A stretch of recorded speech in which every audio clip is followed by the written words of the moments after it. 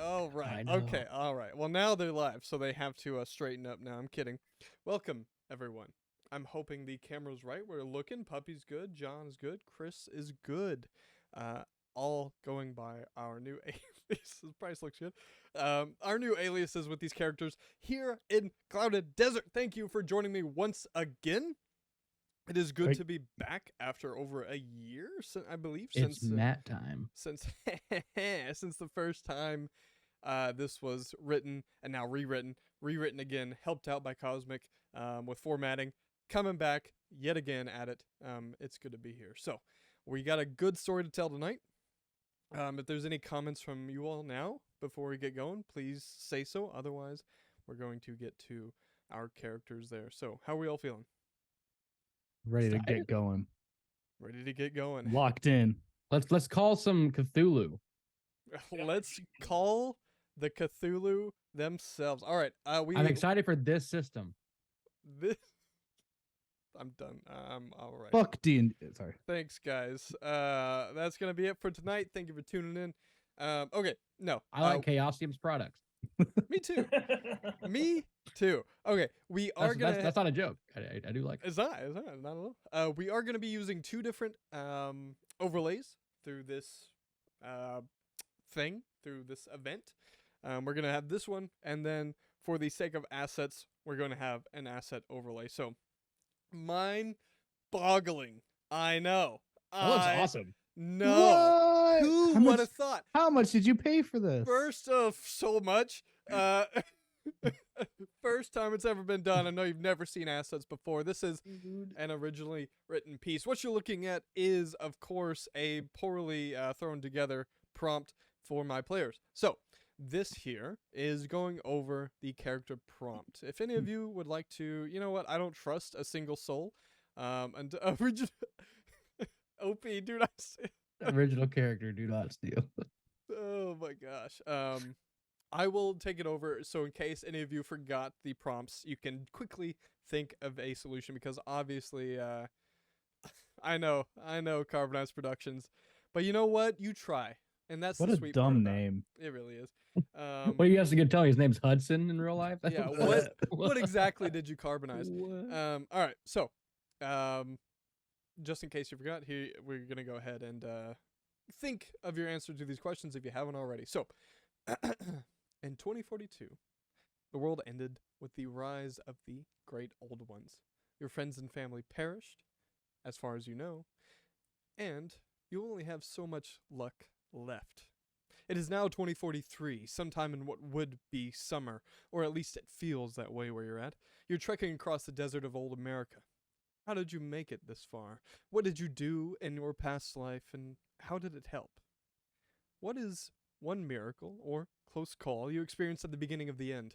What is a cope you possess? And, of course, what are two depravities or sacrifices you had to commit to get here? Hark, the angel sings. As you consider potential rewrites of your own. Okay, good thing we don't have chat displayed. As you think of rewritten answers on your own accord or whatever it may be, I'm going to go ahead and get us kicked off. You're all in a, let's say, South Midwest, an old Texas city. Probably what would have been Wichita Falls before everything fell apart. You're heading west. You all have your own reasons for doing so. The city is barren, scarce, terrifying, and active at times.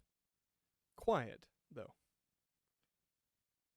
From a cracked and torn road, you hear the sound of an engine, something you haven't heard in quite some time, especially not this boldly. A loud motor comes roaring down the street. Perhaps you're looking from a second, third, fourth-story window down at it as you're attempting to collect supplies. You look down to see a rugged, covered truck, just as beat up and mean as the desert around it, tearing through the street. You watch it go by, still hearing the motor. From the direction it went, you hear a screech. Something from above, it seems. You'd say it's animalistic if not for the otherworldly echo that stems from it. You say a little prayer to whatever god you might believe in for those people in that truck. We have no time for bandits in this world. But your prayer is interrupted by a doof, doof, doof, doof. A sound of what sounds like a cannon going off. A death screech from that same creature shrieks out, and that motor grows ever more quiet, not being cut, but off into the distance. You three found each other perhaps in this city, before the city, whatever it may have been. And just as you traveled here together, you intend to pursue that truck and wherever it may be going, that same direction, because it happens to be opposite the direction you came. So, if they're going there, that truck has to stop eventually, right? You proceed, leaving the city quietly with minimal supplies, what you could find, where you could find them. You stop, rest for the night in the desert, putting up small encampments if need be. The night grows cold, but of course you have the clothes you need, the sleeping bag you need, perhaps a tent kit. You awake to find that you are not nearly as far away as you thought you might be from the next point of contact for something relatively human. The desert stretches for as far as the eye can see, nothing but brambles, perhaps a cactus here and there, an aloe vera plant. A cracked interstate guides your path. On the horizon, a rusted metal wall pops up. A mirage, it has to be, right? You get closer and you find that that rust and that wall itself is not at all a mirage. Something that doesn't appear to belong, but yet seems it's been here forever. It has to have been. With the metal walls dug into the sand and the dirt, that sand is kicked up and it stings whatever exposed skin you might have. There's that whistle. Eventually you hear it whistle off of the metal on the wall itself as you get closer. You hear a shout from the other side. Please, no! You don't have to! Before you can respond or react, the next thing you hear is a bolt from an assault rifle. As it's chambering around, you look up into that barrel. A man with a covered face, a mask, and a cloak, a hood over his head. Where do you all hail from?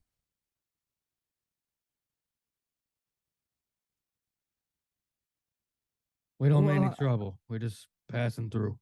We're from all over. Came from that away. He looks in your direction, Mike. He looks at Christopher Ward. What is Christopher Ward? Past is past, but his appearance is now. What is the appearance he's seeing here?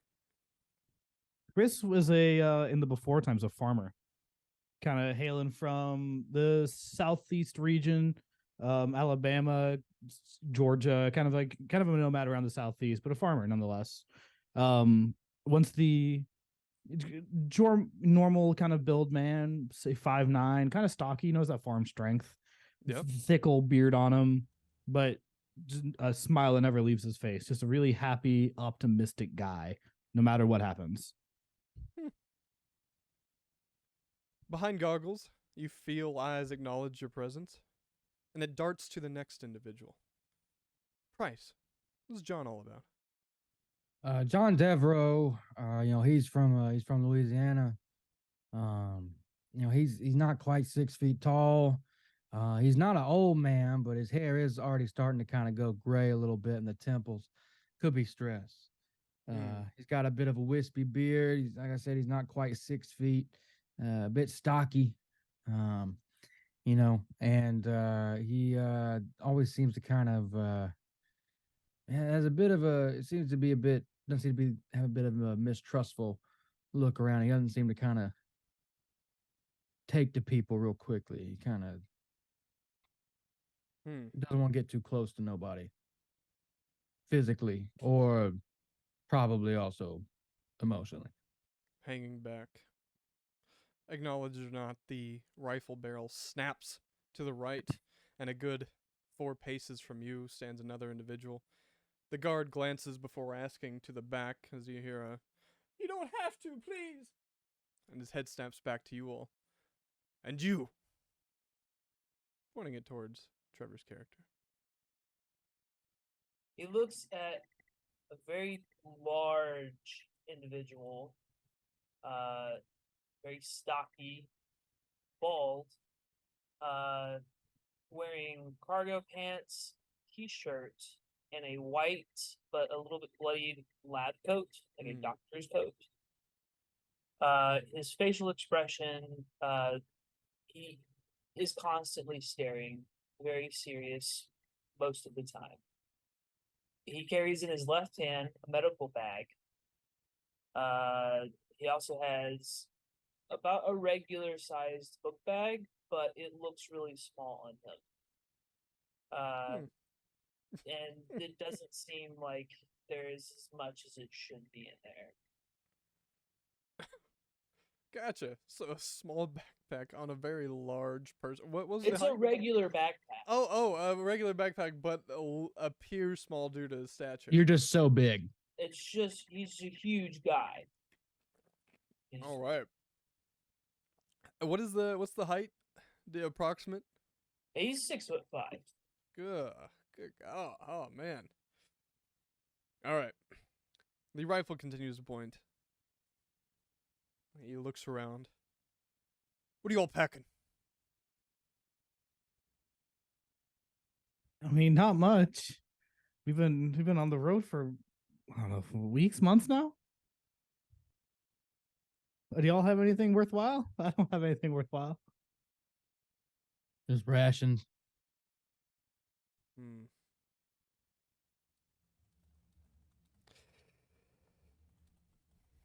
I'm texting, DMing my players here just to work some stuff out there to make sure we're all on the same page, of course. In the meantime, Just some rations and personal item or two. I have a rocket launcher, an RPG, a rocket propelled grenade in my the backpack. automatic kind, yeah. Yes. That just like keeps. Okay, gotcha. Yeah, with the 32 round clip. Clipazine. That's what he would say. Clipazine. Yeah. I have the nuclear codes. Oh. What are y'all packing? I have the nuclear code, sir. Jon Deveraux got a nuclear code. All right. Heard. So, the guard glances left and right, looks back at something apparently unfolding, and looks back to you all. Looks beyond you.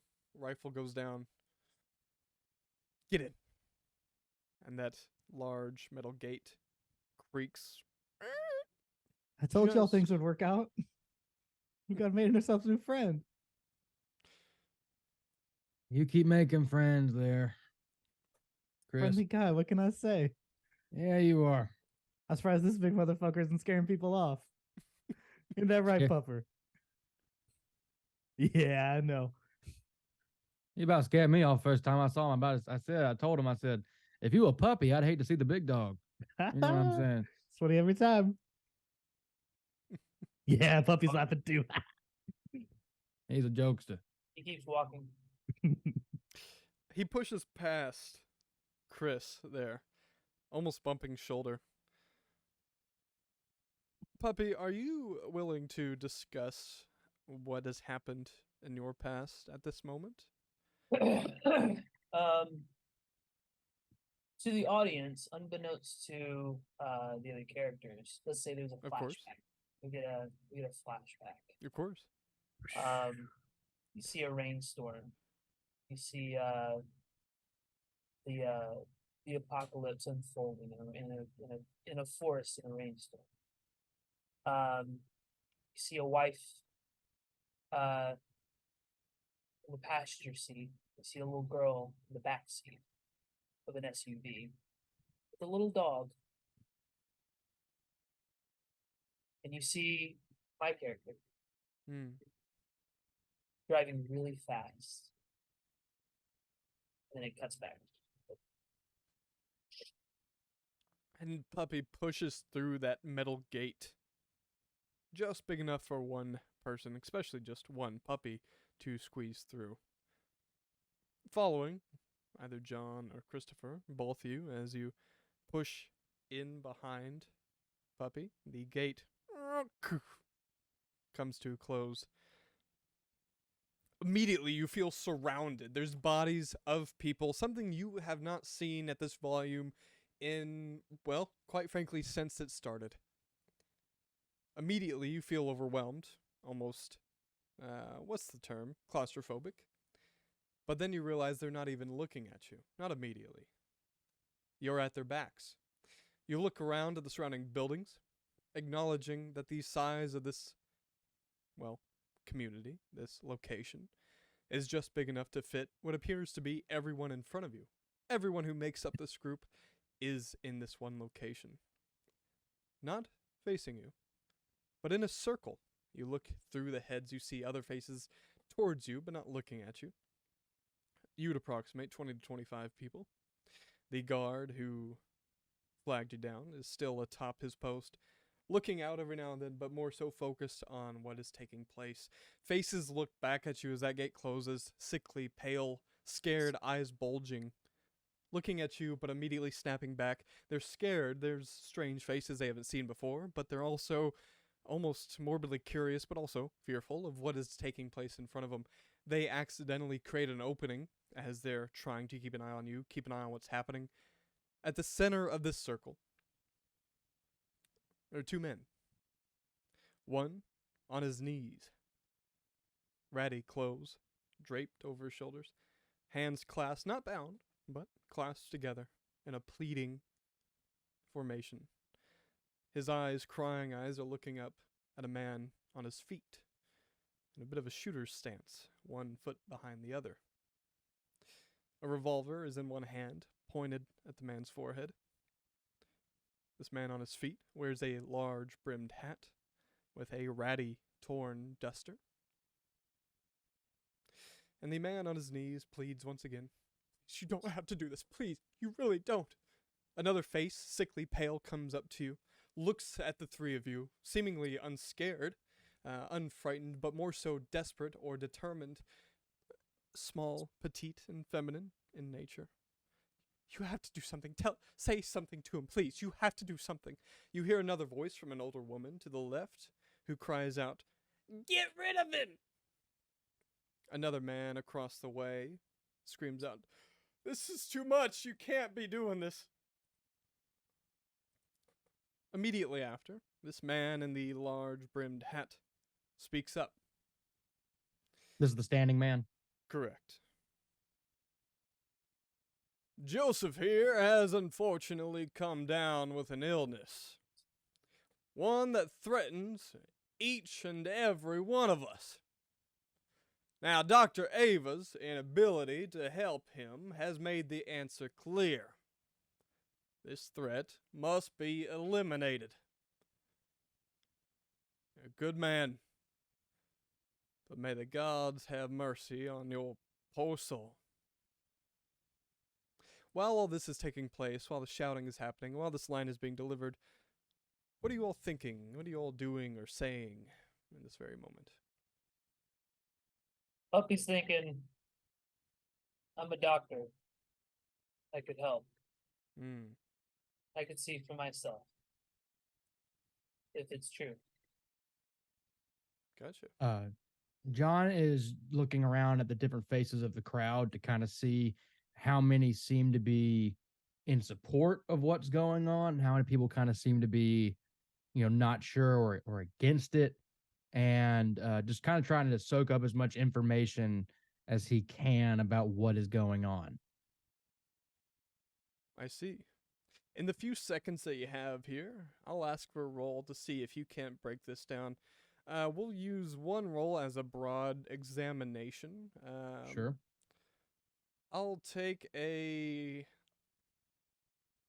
If you're really looking to see how people are feeling, I'll take a psychology roll. If not that, then I will take a... Let's say I suppose intelligence may count for this.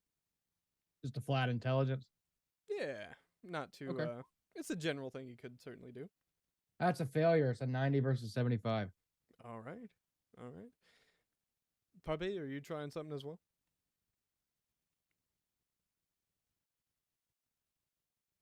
Trevor? Do what? Or were you trying something as well? Oh, I was trying to. I thought we were doing a group roll. Oh yeah, no, you certainly can chime in if you'd like. It's hard to judge, of course, trying to determine who's for, who's against, what's going on here. It is really hard to determine. The commotion has thrown you off entirely. You're already feeling a bit suffocated where you're at between this gate and this crowd. You've already been interrogated by a man, and the most amount of people you've seen since the very beginning of chaos and destruction are all now trying to, well, stop further death. The hammer comes down on the back of this man's revolver. A couple more pleading eyes look to you all. You have a moment.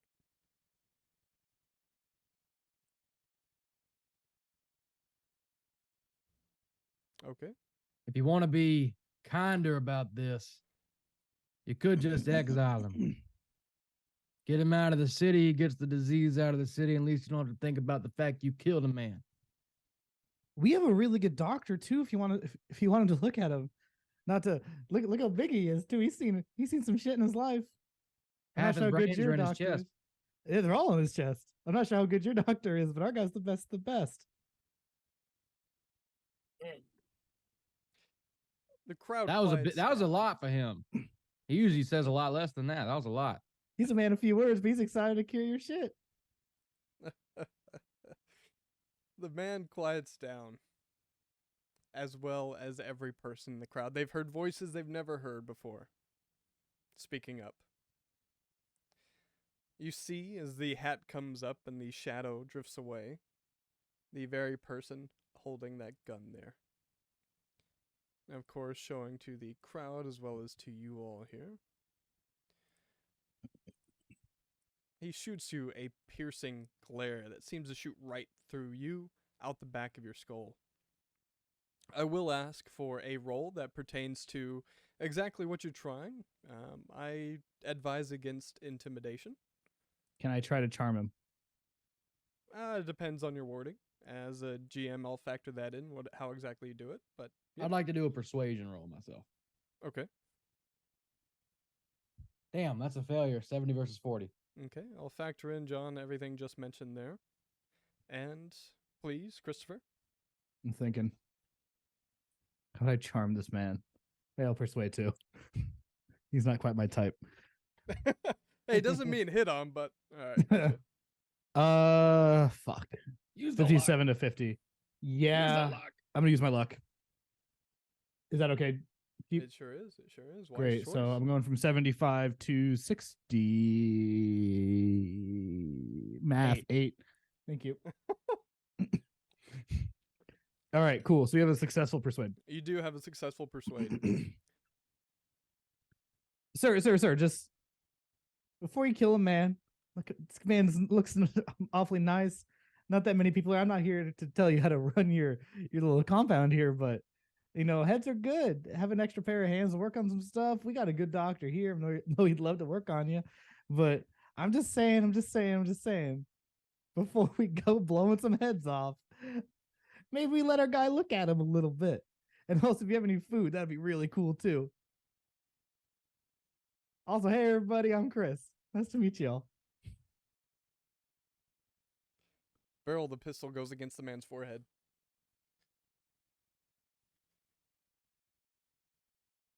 But it comes back and the hammer is reset.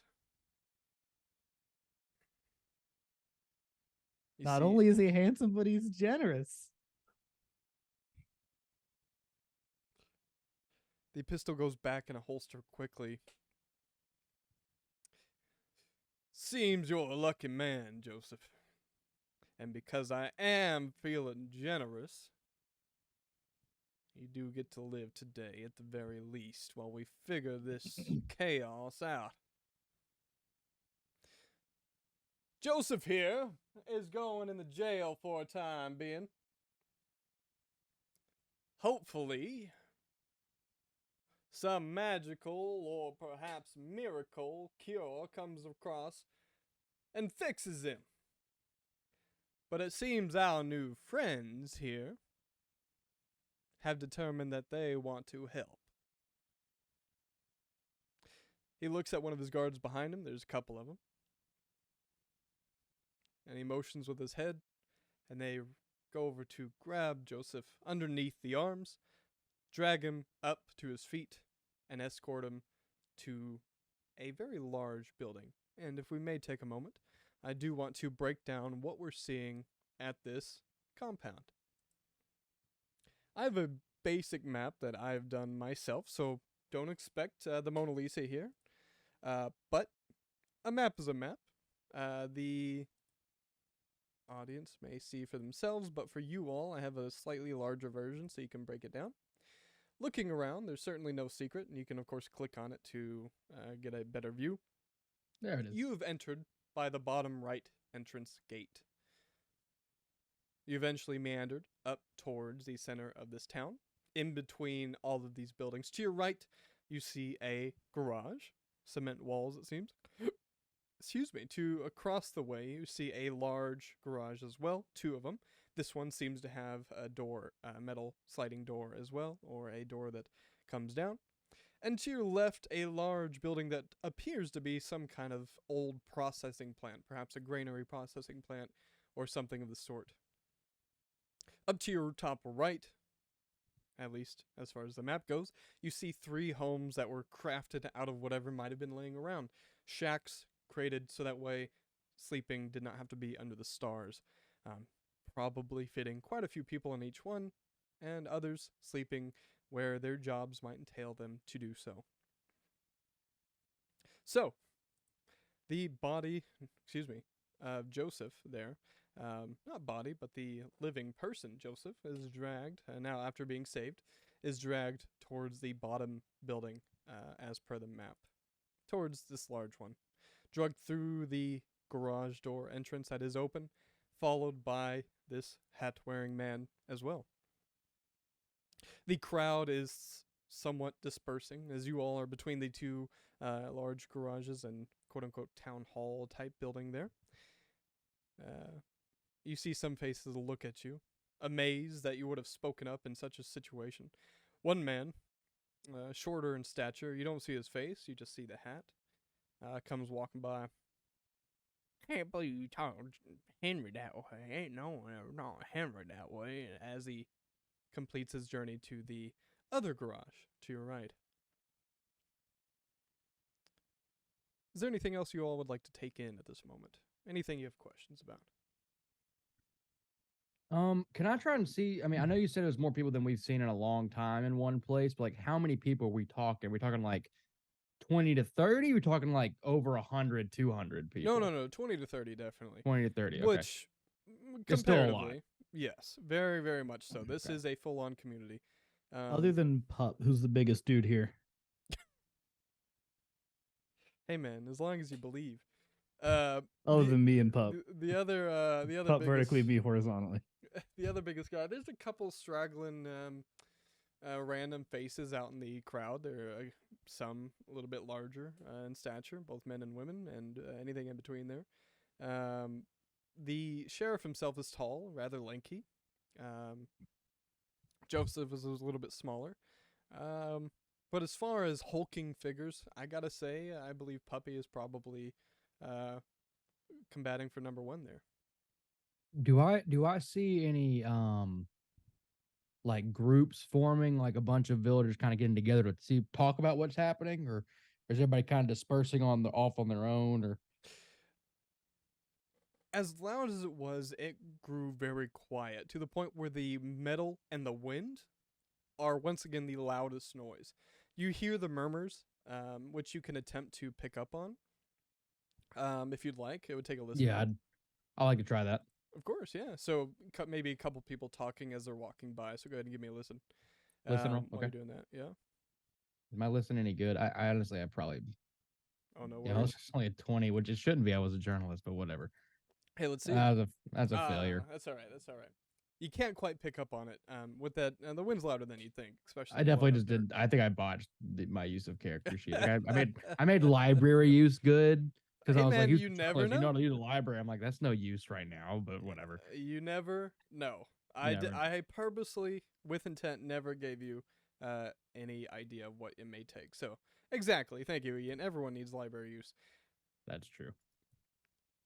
John is trying to pick up on this passing conversation. Puppy is probably staring at the sky, or perhaps staring straight ahead. Whatever Puppy may be doing at this moment. Puppy would like to go to the clinic. All right. Bless you. Christopher, however, after being the last one to speak up and save this man's life, let's get the flashback for old Mr. Ward here. Tell us a tale. Tell us a tale. What happened? It's not an exciting life. The man, Chris, has a family, had a daughter, had a son, both real little. Like I said, kind of nomadic around the southeast. Alabama was home, but spent some time down in Georgia, the Carolinas, just kind of making his way in life. He's a farmer. He knows how to work the land, loves the outdoors. And then when the whole thing hit, he knew he had some family kind of out in Arizona. He's like, great, got nowhere else to go. We got nothing but, my knowledge of the land and smile on my face and some family that may or may not be alive out in Arizona. So we just started walking. Well, with no communication to find out, no radio, no cell phone, a hope and the knowledge are the best things you had to go off of. And it is entirely reasonable. Now, how you're going to get there, you're probably going to have to get a little bit unreasonable. Is there anything Chris might have been unproud of up to this point? If you're willing to share. Surviving in this wilderness is tough. I mean, Chris has always been an optimist, but sometimes there's a difference between being an optimist and being real and, making sure that you survive. Sure. He's, he became a farmer. Like the man was a vegan all his life. Like he loved living off the food that he grew.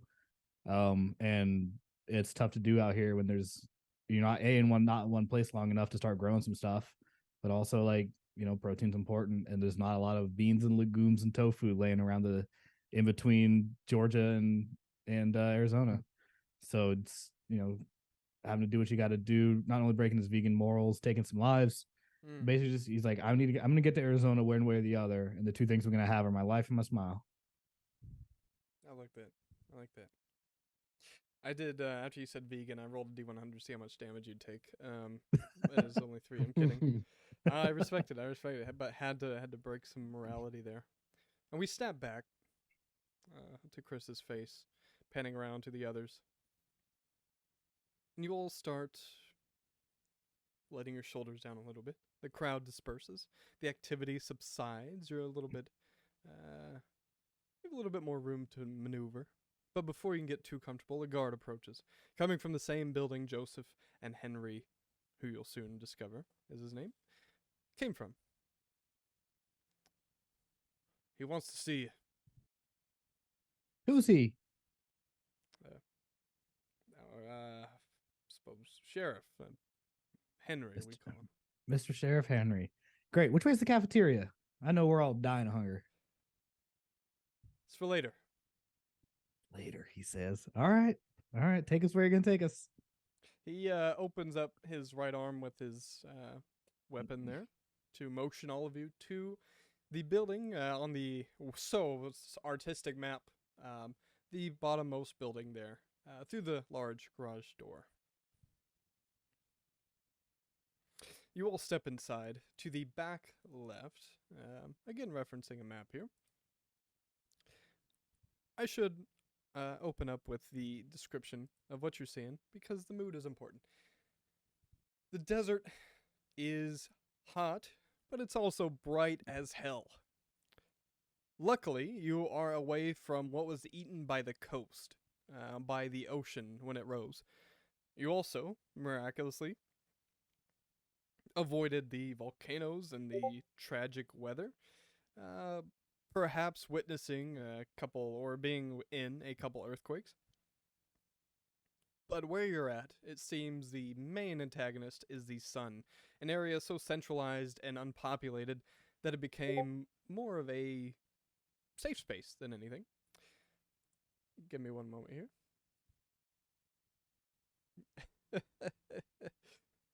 And we may take a slight break, so that way. Would you like to be public about Mike it, Mike? has to pee. Mike has to pee. Mike has to Just pee. say Mike it. has to Mike has to pee. pee. He was trying to be really subtle Point- about Everyone it. laugh and at laugh. him. Everyone But point and laugh. what Mike didn't a man realize for is having normal everyone body can hear functions. the Discord bubble. Mike is Hear the hydrated. bub- He has to pee. But Hey. you know the real twist of the story? So do I. All The real right. twist- Spot hidden listeners, drink it your was- water It was all pee. all the time. Okay, we will be right back after a very short break. Roughly Please excuse 15 me. seconds. Thank you. Yeah, I could pee in my chair. And we have returned. As mentioned, I peed just in my pants, which is what I believe everyone else did as well. So, I used a bottle. oh, I have a good for bottle you. like next to the toilet, trying to preserve water, you know? Yeah, no, that makes sense. I'm actually sitting on my toilet right now. Yeah, We are in an apocalypse. That's efficient. I have Yeah. a lot of we are in apocalypse. I have a lot of hours in Battlefield, so I do have a shit bucket. Nice. Yeah. A true gamer. Oh yeah. Most yeah. You hygienic think of- Battlefield player. All Best right. smelling Battlefield player. My gosh. All right. So, where we're at. Just about to head to the jail. Yes, you were. And actually, I was about to give a description of said jail. So, you walk in to see that jail in the back left corner upon entering this garage door. It is bright outside. The sun is unchallenged, is the point I was about to make there. It is the main antagonist in this place. So to get out of that, to get into some shade, is a burden off of your shoulders. To the left, you see that jail. It's metal rods stuck into the concrete, dug out, and then welded to the ceiling, with a little door, of course. Across the way, you see bunk beds, which probably pertain to the guards themselves. To your immediate right, you see a small office. You've seen movies. It's the metal wall with the windows all around, all in perfect little squares, most of them shattered out and the metal rusted. But there is, of course, the door of an office space that has been turned into an office/bedroom for what appears to be the leader of said village, community, or group. Outside of Joseph in the jail cell, it is the three of you, the guard that led you in, another guard, standing next to Henry himself, who has taken his hat off, dusted it against a pant leg, places it back on his head. You all came a long way. Not quite the destination yet. And where is the destination? Oh, we're all going different places, you know? We all got our own destinations in life. We're just trying to make it there safe and sound and happy and healthy. Hmm. Where are you going, sir? You happy here? We're right where we need to be. We've made home. We've been here for about 2 months now. Well, at least that's what our calendars say. It's not every day you find a source of water in this godforsaken hellhole. But it's curious you all find us. It's not strange. I'm not surprised. We found this place doing just the same, heading the opposite direction. If you're all headed out west, well, best of luck to you. But right now, you have a bit of a hurdle. I need names. That's Puppy. How do you do? And call me JD. All right, and Mr. Ward. all right, Mr. Ward, as you seem to be If the you're nasty. I'm sorry. Mr. Ward, as you seem to be the mouthpiece of this group. He looks back up at Puppy there. Got a big one. He's the bigger, but doesn't work very well. Sure. Suppose you all found yourselves between a rock and a hard place. I think we got what you need. It's not exactly complex, so the journey like that, you all need supplies, am I right? We're doing just fine. Oh, that's good to hear. Well, you have quite the journey in front of you, and provided you are all on your feet, that's going to make it a little bit more tough. We're happy to spare, we're happy to welcome you, but you need to earn it.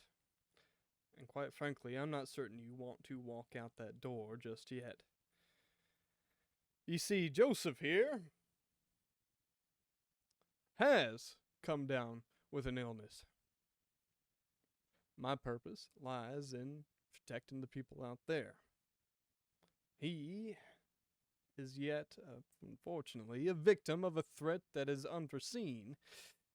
The things we've all seen are tragic and unfortunate, and it's sometimes terrifying.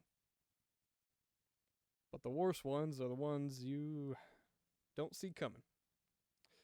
He will be the second one to die by whatever it is that's spreading around. And quite frankly, you've been among the villagers yourselves. And that, unfortunately, puts you in the crosshairs of whatever the hell this is.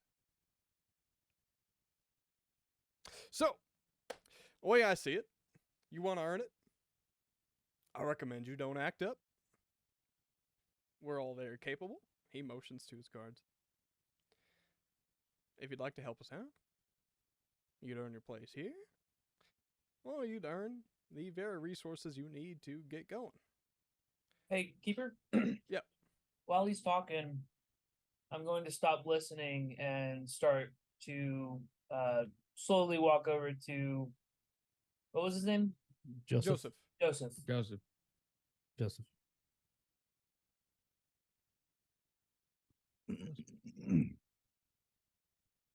Okay. How much food you got? While he's talking.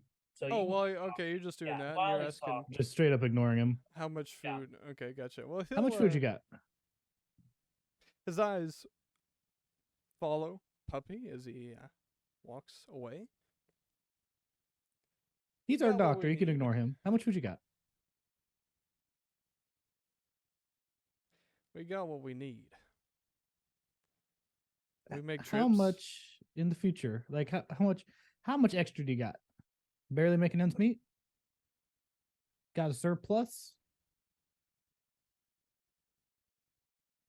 I'm Give me asking if you're persuade. trying to kill this man because of his actual illness or because if there's some other reasons. I think that's going to help our mental calculus, if you will, and if we want to stay or not. I like that. Give me persuade. Where's persuade? That is a failure. Fuck. Okay. Your questions are mighty disturbing. Yes, I have just met you as of right now. And what we got is ours and ours alone, and it could be yours provided you earn it. You keep saying this word earn it, but like what does earn it mean, sir? It means helping us figure out this nonsense. This illness nonsense? Correct. You are a bright one. The way I see it, this is the way we die if we continue at the pace we're going. Dr. Ava, our very own doctor, is quite capable, and she's proven so multiple times, but unfortunately she is stumped. Outside Where is she right now? minds- In the clinic. Outside minds, however, and outside eyes can come in and perhaps see something we very well have missed. Think of a jigsaw puzzle when your family member might come along and see that very piece you're looking for as it was right there in front of you. Well, Sheriff, let me ask you this. Is that what you go by, Sheriff? I go by Henry. Sheriff was an unelected term. Well, Unelected. You just chose to put on the hat and the gun? No, they, by unelected, I mean, they started saying it, and I suppose, unfortunately, it is due to perhaps the appearance or perhaps the willingness to do what has to be done. Not very democratic, I see. Sorry, JD, didn't interrupt you, sir. no, you're fine. I was just gonna ask, you said he's the second to fall ill. What can you tell me about the first?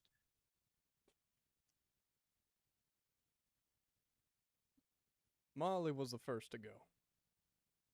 He was a bright young lad. It's unfortunate. They in close contact? They live together? Are they around each other? This a contactual disease or something else? Well, look That's out what I'm there. trying We're to not figure out. exactly that spread out. Pointing to outside the garage door. We're all in close proximity. You've got to be in a world like this. You know that. You've lived this long. Could they have been together before all this happened? Were they traveling companions before they came upon your little group, or this all a very recent development? How long would they sick for? How long did it take for that sickness to turn into something deadly? I'm no doctor, but any information I'm sure you can give us on the progression of this disease is going to help him out, make himself have a easier diagnosis if there is one. Yeah, speaking of, I motioned for Pup to come back over so he can join the conversation because this is useful information for a doctor. Puppy, Puppy's not coming back over. You just staring at Joseph.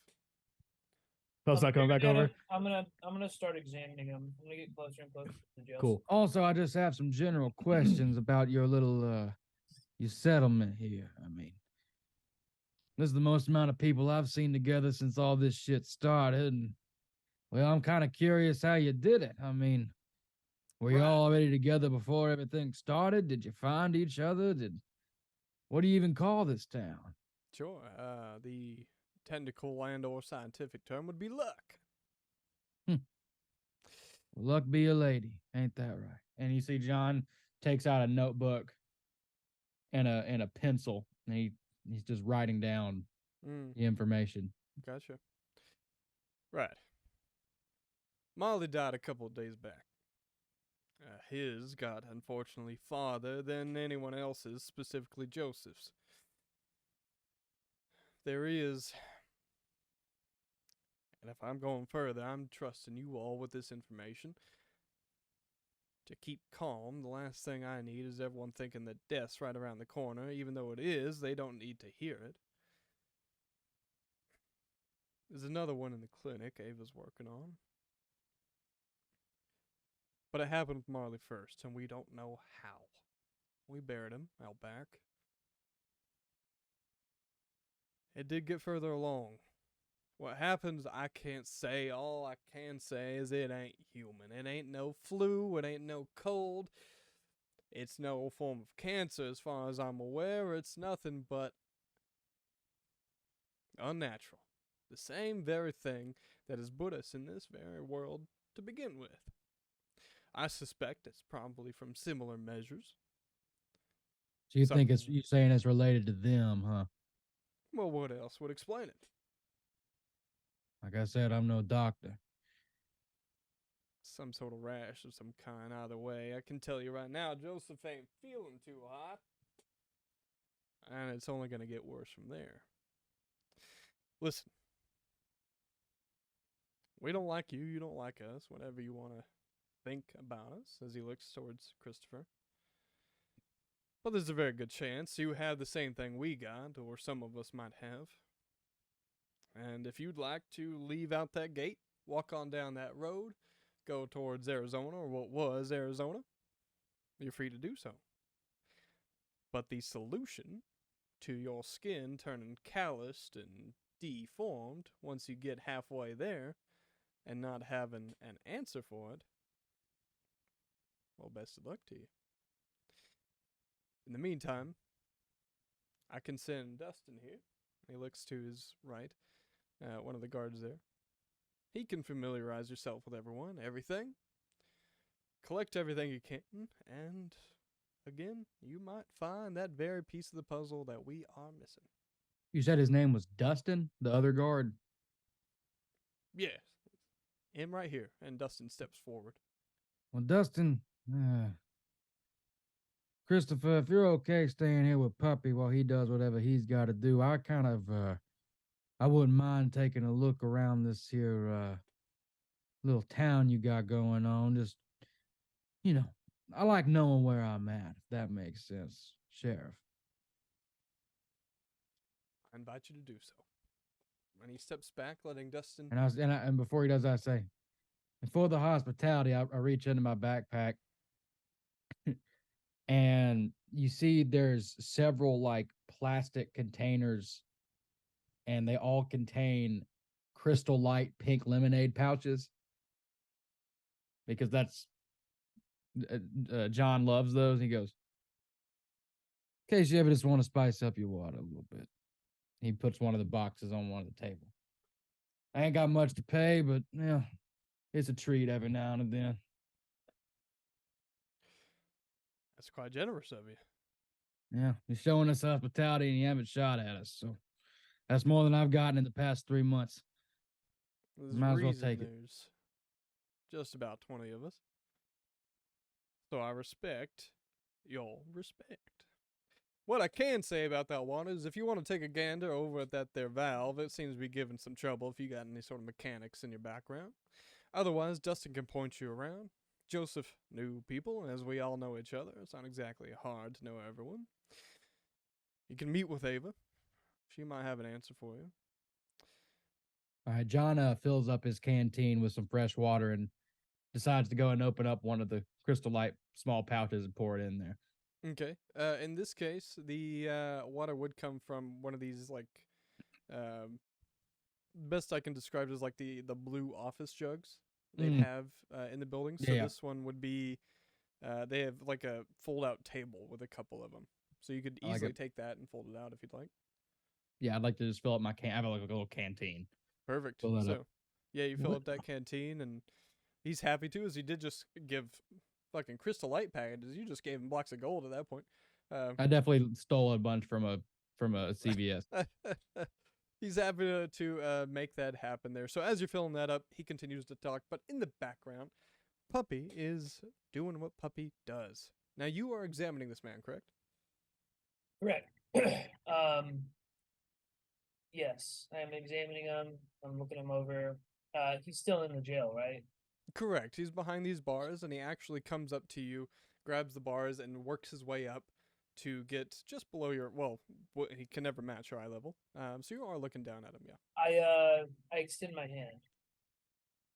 Okay. So you shake hands with this No, individual. well, as No? soon as his hand touched mine, I grab his wrist to look at his arm to look for that rash. Gotcha. Again, wearing rags, tattered. The arm seems to be relatively clear of it. You actually might find, as you look closer, I won't take a roll for it, but you do start to make out maybe dark veins that are popping out of the skin with the tone, the color that they have. As you get closer to the shoulder and collarbone area, as you start to pull back that shirt, you take his hand and he's stunned. But he's letting it happen as he overheard. You are a doctor. I will need a medicine roll or a. What'd you give me here? Medicine roll. Successful 29 medicine roll. 29 Alright. versus 21. Nice. Nicely That's the done. first successful roll of the night. Yeah, right? So, yes, that's a perfect one. So, as you get closer to that collarbone, the upper chest area, in that left side of his body, you can see this callous skin that was mentioned, but it's more than that. It's discolored. It's green, of all things. A rash you've never seen before. Nothing that would stem from your, well, doctoral history there. Whether or not that's the word, it is now. Getting a little bit closer, you see what appears to be a piercing of a maybe rusty metal or a blade. And as you pull him closer, kind of almost jamming him in the bar there, you take a closer look. And it's not the insertion of a blade or a piece of metal. This looks to be maybe a fang or a bite of some kind. Right at the center, where it all spread from, as it climbs up into the neck.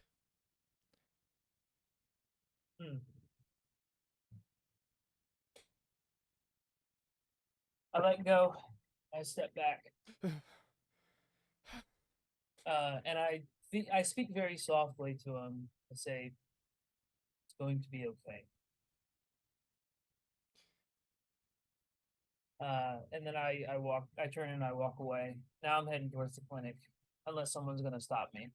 Gotcha. Well, his head drops, and while you're doing all that, um, Henry is pointing out the different buildings there. Wraps it up. Says, "Whatever you find, well, let me know." Turns around, takes his hat off, and goes through the door into his office space there, if not stopped. You now have a canteen full of the crystal light. And Dustin is standing there with you, as stoic as, well, he was just a few seconds ago when introduced. There is no mask over his face, just a hood. And he, While John's walking around, he's like taking notes on the buildings, like what are they, like what he could think that they're made of, yeah, kind of, what's kind of near what else, that kind of thing. He's basically trying to sketch out a kind of a crude map of the hey man, area as he walks around. give me a reason to talk about this shit. Here we go. All right, so I know you'd hate that. All right, as everyone is paying attention to the area around you, again, it is walled off by this old corrugated metal. Anything they could find, perhaps turned over vehicles, whatever it was that created this wall. So, there is the 3 industrial buildings that appear to have been there already. Those are made of the concrete, perhaps the brick, whatever it was that they were constructed out of, relatively unaffected by the awakening itself. That we're calling it the awakening. What the fuck like are you that. gonna call it, John? No, I'm saying I like it. Well, that is what happened. I'm kidding, but it is an awakening. like it. That I is like what it. I like that is what happened. Yeah. So, as everything woke up, and you 3 managed, along with these 20 other people, to avoid those great old ones, by happenstance, luck, blessings, whatever you'd like to call it.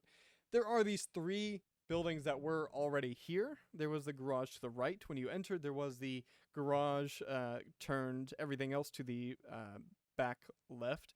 And then the main one you are currently standing on the edge of at this garage door. The one you're in is the biggest. The one to the right is obviously a mechanical garage of some kind. And the one to the back left is one that has been turned into almost a communal center. That does not mean it is rattling off the walls and canteens are flying all around. It is still just as quiet as the desert is. Everyone seems to relate to silence, as it is the one thing that probably saved them up to this point. Outside of that, there is a small shed immediately outside and to the right that is securely locked. You reckon an armory of some kind. And outside of that, the pipe that was mentioned with the valve, this is something you noticed when you walked up. It seems to extend northbound forever.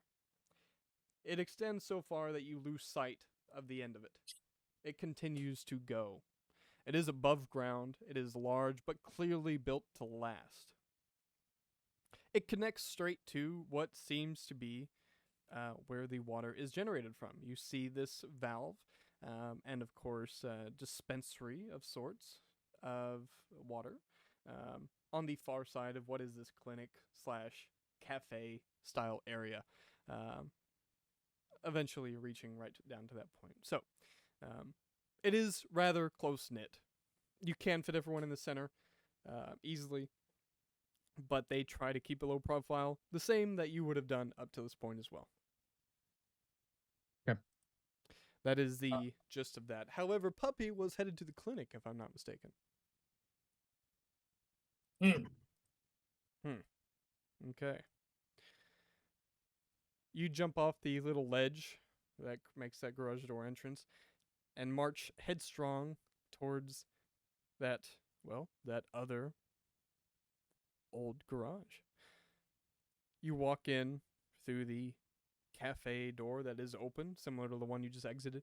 You see people sitting among these tables, maybe 4 or 5, one of them completely covered in a cloak, 2 others talking in the back right.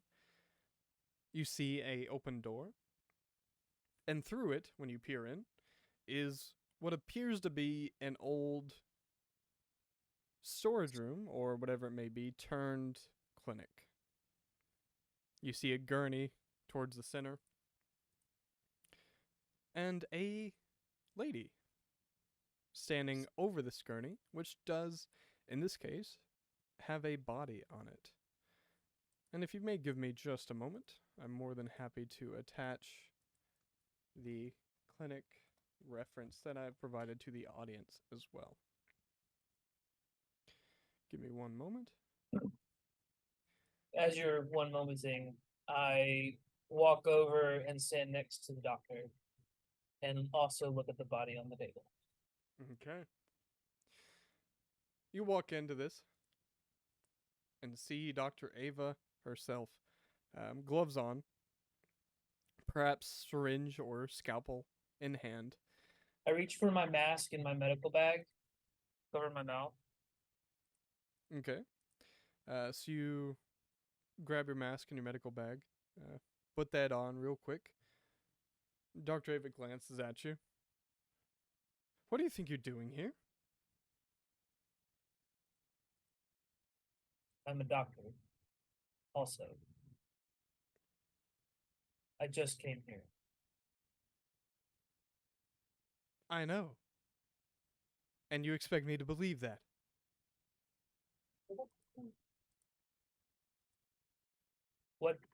What's going on here?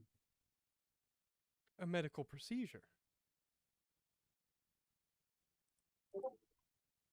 Which procedure? I'm attempting to figure out what is wrong with Lynn here, as she is unfortunately coming down with something similar to what Joseph experienced. May I see it? Well, if you don't kill her, I'm going to examine the patient. I do not plan on grabbing any sort of tools or utensils, no scalpels. I am not the doctor who's operating on the patient. That would be rude and okay, dangerous. gotcha, But I will take a closer look at what exactly is going on. gotcha. If Well, that makes sense. It does, it does. So this is a bear clinic, but you can tell that Ava makes do with what Ava has. You can see dried blood on the floor. There's a spotlight overhead, a little bit rickety, but it's the best light you're gonna get in this quote-unquote contained environment. You see bullets, spent bullets, dotting the ground here and there. She sees you notice that and jokes about how lead poisoning is apparently common nowadays. She also points out that it's a little bit harder to keep everything clean since the valve seems to be broken or the water itself has been running more bare. And on this table, I interrupt her. I try to like hush her and like calm her down. Like it's okay. I understand. It sounds like she was a little nervous when she talked. When she was like, no, I hear, I hear. "Oh, the place is dirty. Oh, there's bullets on the ground. You know, lead poisoning. Oh." Well, let me But, see. Yeah, let me see what that. Bucky's like, "It's okay. I'll take a persuasion or persuasion, education, or medicine. I'll take either three of those. I'll do medicine. Okay, I don't know what I did. gotcha. Failure. Big failure. She doesn't calm down too much, really at all, but she does rub her hands together, the gloves together. Just take a look, I suppose, if you are a doctor after all. On this table, there is another woman in this case, moaning, clearly in pain. When you start to look a little bit closer, you see that it appears to be, at least upon curb appeal, so to speak, symptoms of perhaps a flu of some kind. There's sweat. Their body is reacting almost violently internally to something. I'm looking for a scar to see if that may be related.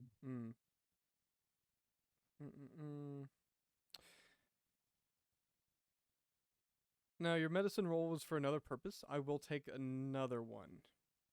Okay. as you are pursuing a different objective in this case. Cross your he's- fingers. While Puppy's doing that, what are the other two of you up to? What is John up to? What is Chris up to? John, want to go first? No, you go ahead. Well, he Let me mentioned talk that to there's a valve that needed fixing, so I wanted, now that Puppy's kind of doing his own thing, I wanted to ask about the valve to see if I could help out fixing that because I have a good amount of mechanical expertise. Okay. With that, you would head to the top left, according to the map, to this very valve. It comes down from this large pipe, and you intend to get in there to see what's going on. And I'm sorry, John, archaeology is not gonna fix it. I don't mean to bum you out. That's all right. I was never real handy anyway. Okay. For reference, you rolled an archaeology and firearm skill. So, yeah, that didn't work out. But And just because also John has not met the doctor at the clinic yet, right? correct. You two are outside, still in We're over the at the- rays of the sun. Yep. Whereas Puppy has gone directly inside to. He would have been distracted by the doctor, so that's good. He didn't. But Um, yeah, Chris is headed to the valve. What are you up to? So instead of the valve, I'd like to go around the three homes Okay. over there to the right and try to see if there's anybody I can just kind of talk to, just kind of ask them questions about the town and what they've been doing since the awakening and kind of how all this came about.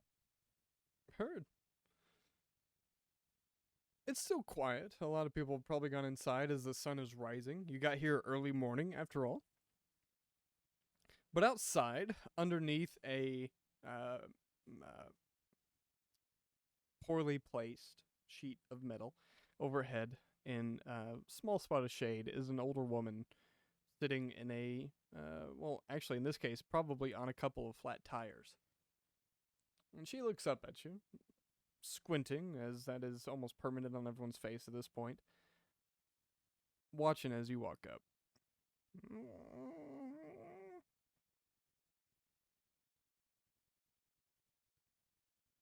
Hmm.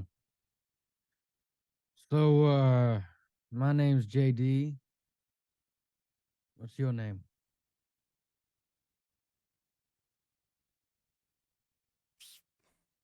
Sandra.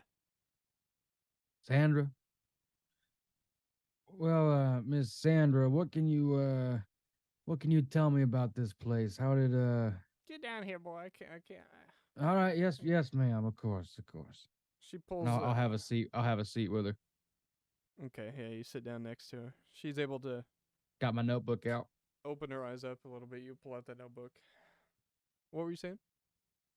Said I got my notebook out. Yeah, and you were talking to Sandra here. What can you tell me about this place? How'd all this come together? I mean, you gotta understand, ma'am, just from my own perspective, I mean, I haven't seen this many people all together in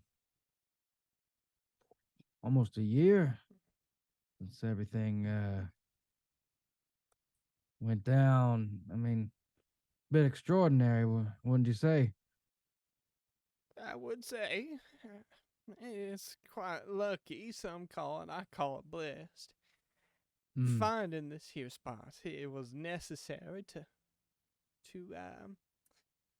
do what Henry calls fortifying.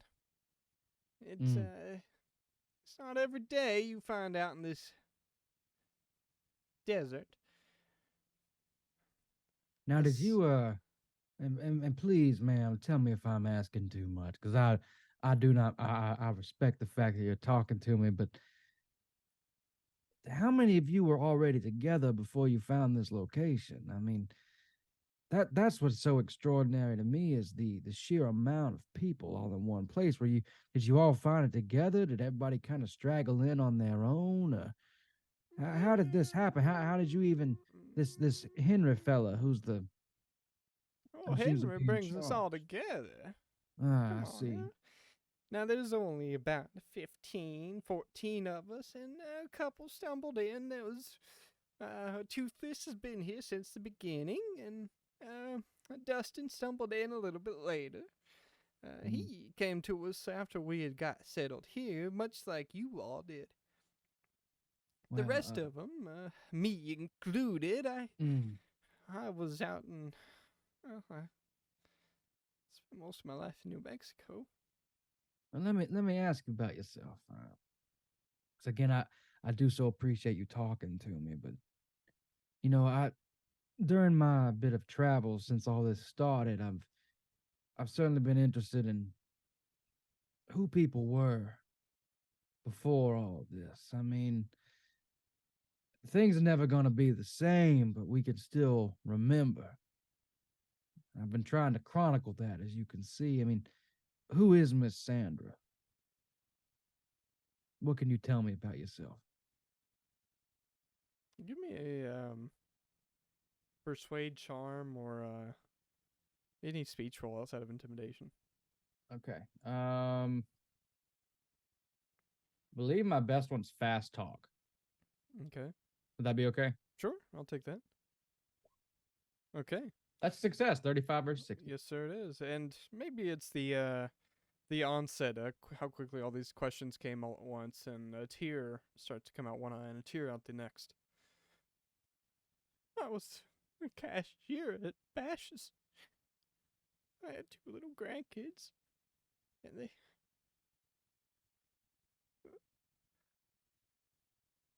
melted with their family. I'm sorry. I shouldn't even be here. Too old for a world like this. Henry insists, of course. Well, Miss Sandra, we've all been experiencing a tough time, and I'm sure there's a lot of people who are glad you're still around. And I appreciate your time. Thank you. Mm. And again, I'm sorry for your loss. Oh, we're sorry for everyone nowadays, it seems. And her head drops and the cloak covers. Behind you, not too far away, Christopher Ward is examining a valve in a rusted pipe, secure in the ground itself.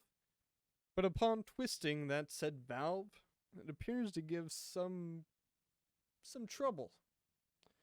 It doesn't produce near as much water as you might compare to when it comes to the valves of the old days, the faucets of the old days. And Christopher Ward keeps rolling archaeology, which is a 1, to see if what he digs up. In the meantime, though, while you're considering all your dinosaur fossils, what are you looking for? What are you checking out here? You said it was. Is it broken or is it just rusted? It doesn't appear broken. Everything's rusted, it seems. But it's not broken. It's you can turn it. It turns. That doesn't seem to be an issue. But if you'd like to take a closer look, you're perfectly free to do so. I would like to take a closer look. All right, I'm taking a spot hidden or intelligence. And depending on the level.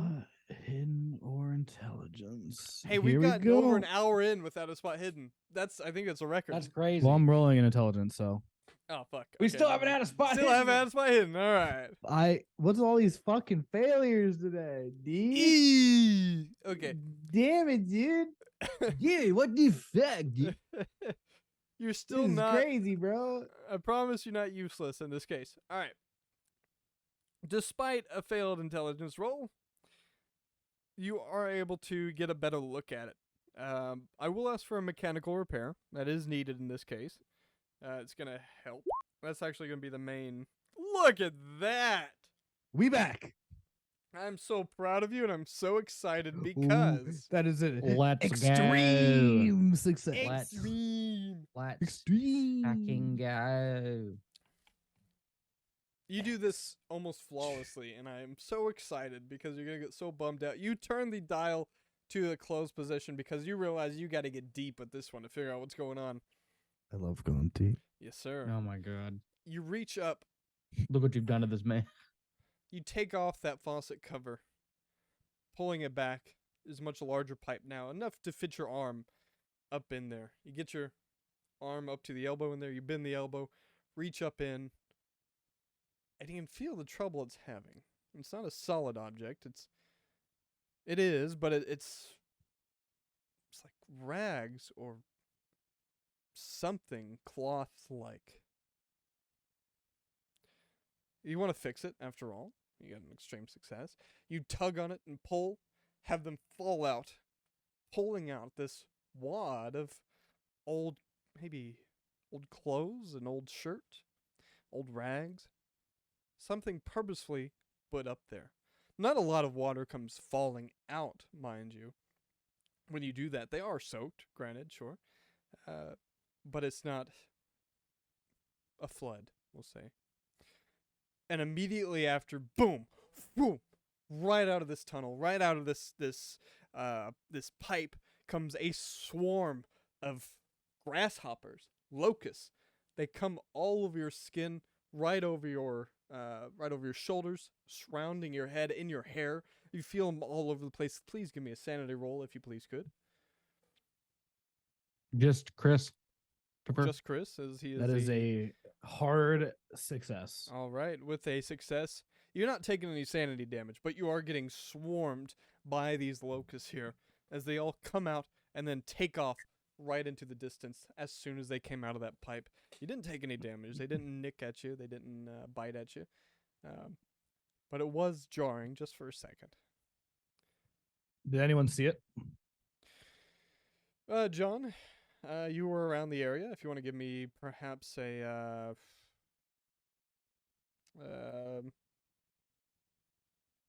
well, I mean, it was a matter of whether or not you're looking that direction, but if you'd like an answer to be decided for you, give me a spot hidden roll. Just forcing the spot hidden at this point. Hey, I said it was up to him whether or not he was looking. John? Hi, John. I'm gonna need you to repeat what you just said. You kind of cut out a little bit for me. Gotcha. Spot hidden. Spot hidden. Sure. Well, it's whether or not you see what just happened to Chris. Sure. That's a hard success. 25 versus Okay. 60. Yeah, you see all of that unfold. You see that swarm of locusts come around Christopher's body and then take Do I need off. the sanity check? Not in this case. You were not the one being entangled in this. Okay. Someone who might is the person in the clinic. That would be Puppy, who Bumpus. is examining this person. There was a failed medicine roll, unfortunately. That's how it tends to go. So you're not seeing anything immediately.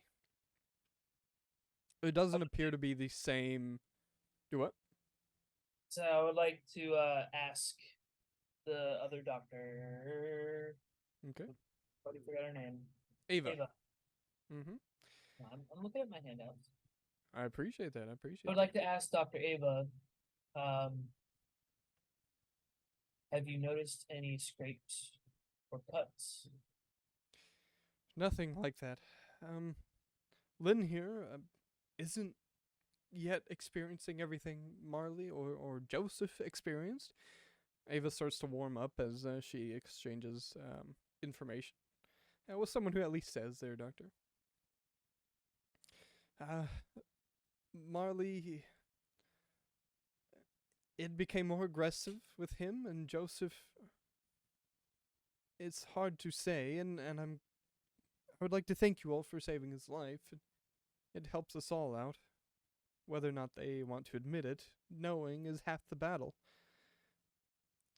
Lynn here, her skin hasn't altered.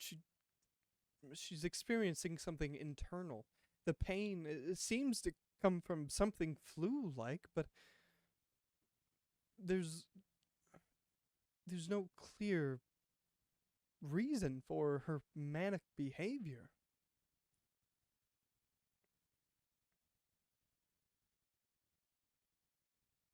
Back to Joseph.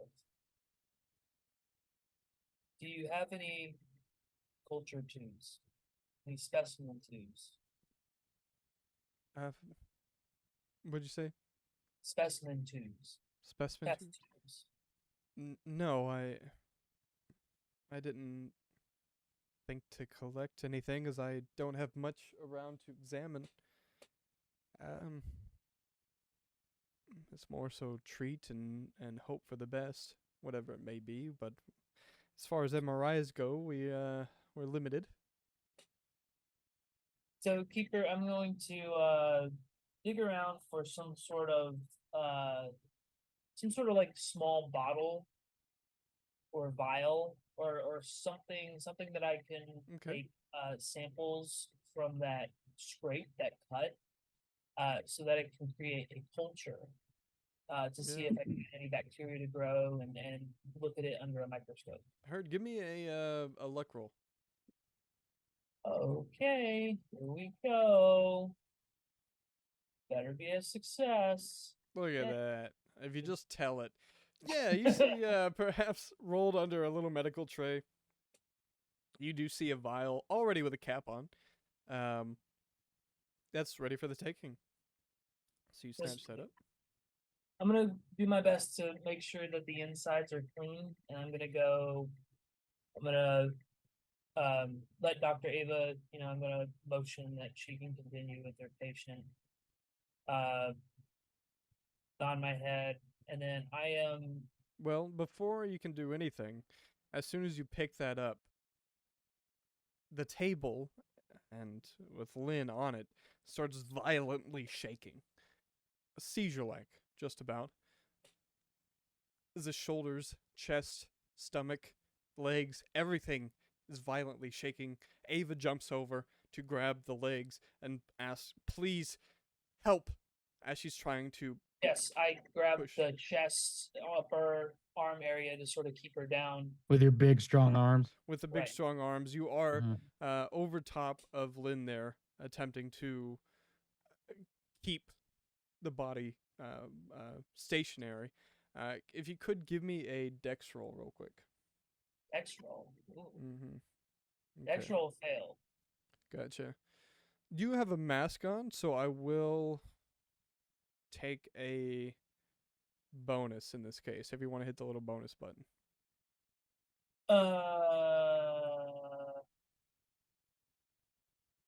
Oh no. Sorry, I've got the Haven layout. No, that's okay. So the bonus is going to okay. be in the roll 20. It's going to be in the like the chat where all the rolls pop up. Bonus is going to be underneath 61 versus 50. Yeah. Here we go. Okay. 7. So 671, right? That'd be at the worst. It was a bonus, so you take the lowest. Unfortunately, in this case, it is still a failure. 61 versus 50. Yeah. What happens next is you're holding down Lynn. You are succeeding at that job, and she's certainly not attacking you, but it comes, as Dr. Ava had mentioned, internally.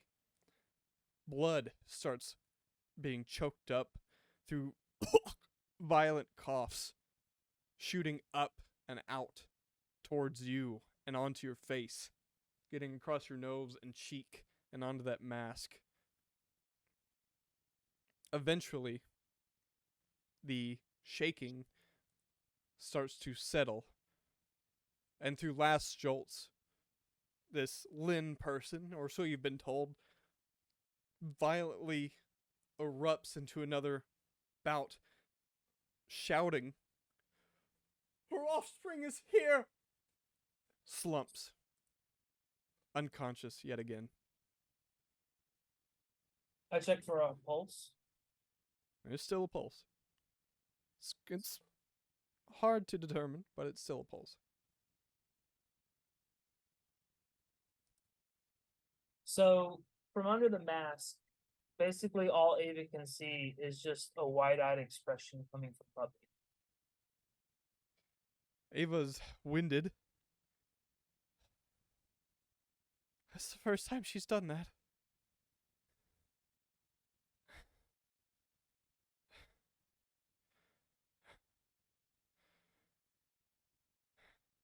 Some flu, huh? So flu. Cutscene. Fill us in. Oh, me, Phillison? Oh, I was saying you could cut scene to someone else. That Well, I wasn't sure if there was more to Puppy's story. However, if not, then yes. We see Christopher start to let more water through the system. The bugs are out, the rags and blockages are out. You're able to turn the dial, and it's not overwhelming, but there is a rather sustainable amount of water coming through this system here. You're able to get that cover back on, get it cut off with that valve, and turn it on at a moment's notice. Now, John is next to you, and both Chris and John are outside. I will ask for a sanity roll, puppy, if you could, please. Okay. Almost forgot there. Success. Okay. In this case, a success would be... Gotcha. No effect to your sanity. All right. Good deal. John, Chris, what are you up to? At this point, Dustin wasn't sure where to go. He's probably outside next to the both of you, waiting to be asked a question, but still as stoic as always. Dustin, you got a name for this place? What do you call this little town of yours? The Haven. The Haven. Classic. Apt name for it. How big is Dustin? Keep. Not as big as Puppy. You'd say probably right at 6 foot. 4 big guys. In the bust of Sitting in a hot tub. 5 feet apart. Cool. So he's not a small man. Yeah, no, not quite. Cool. Dustin, in terms of the weapons y'all got, well, actually, Keep, do I see any weapons visibly on Dustin? Yes, he has a pistol and a holster, yeah. Just pistol and holster? Yeah. Did you bring your own weapon, Dustin, or is there like some kind of some cachet, if you will, with a bunch of guns and sharp stuff?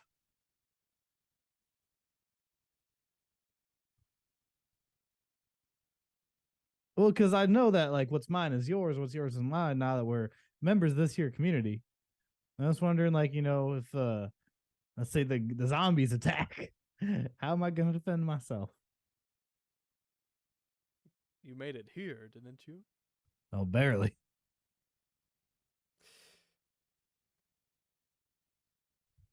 How about we settle in first?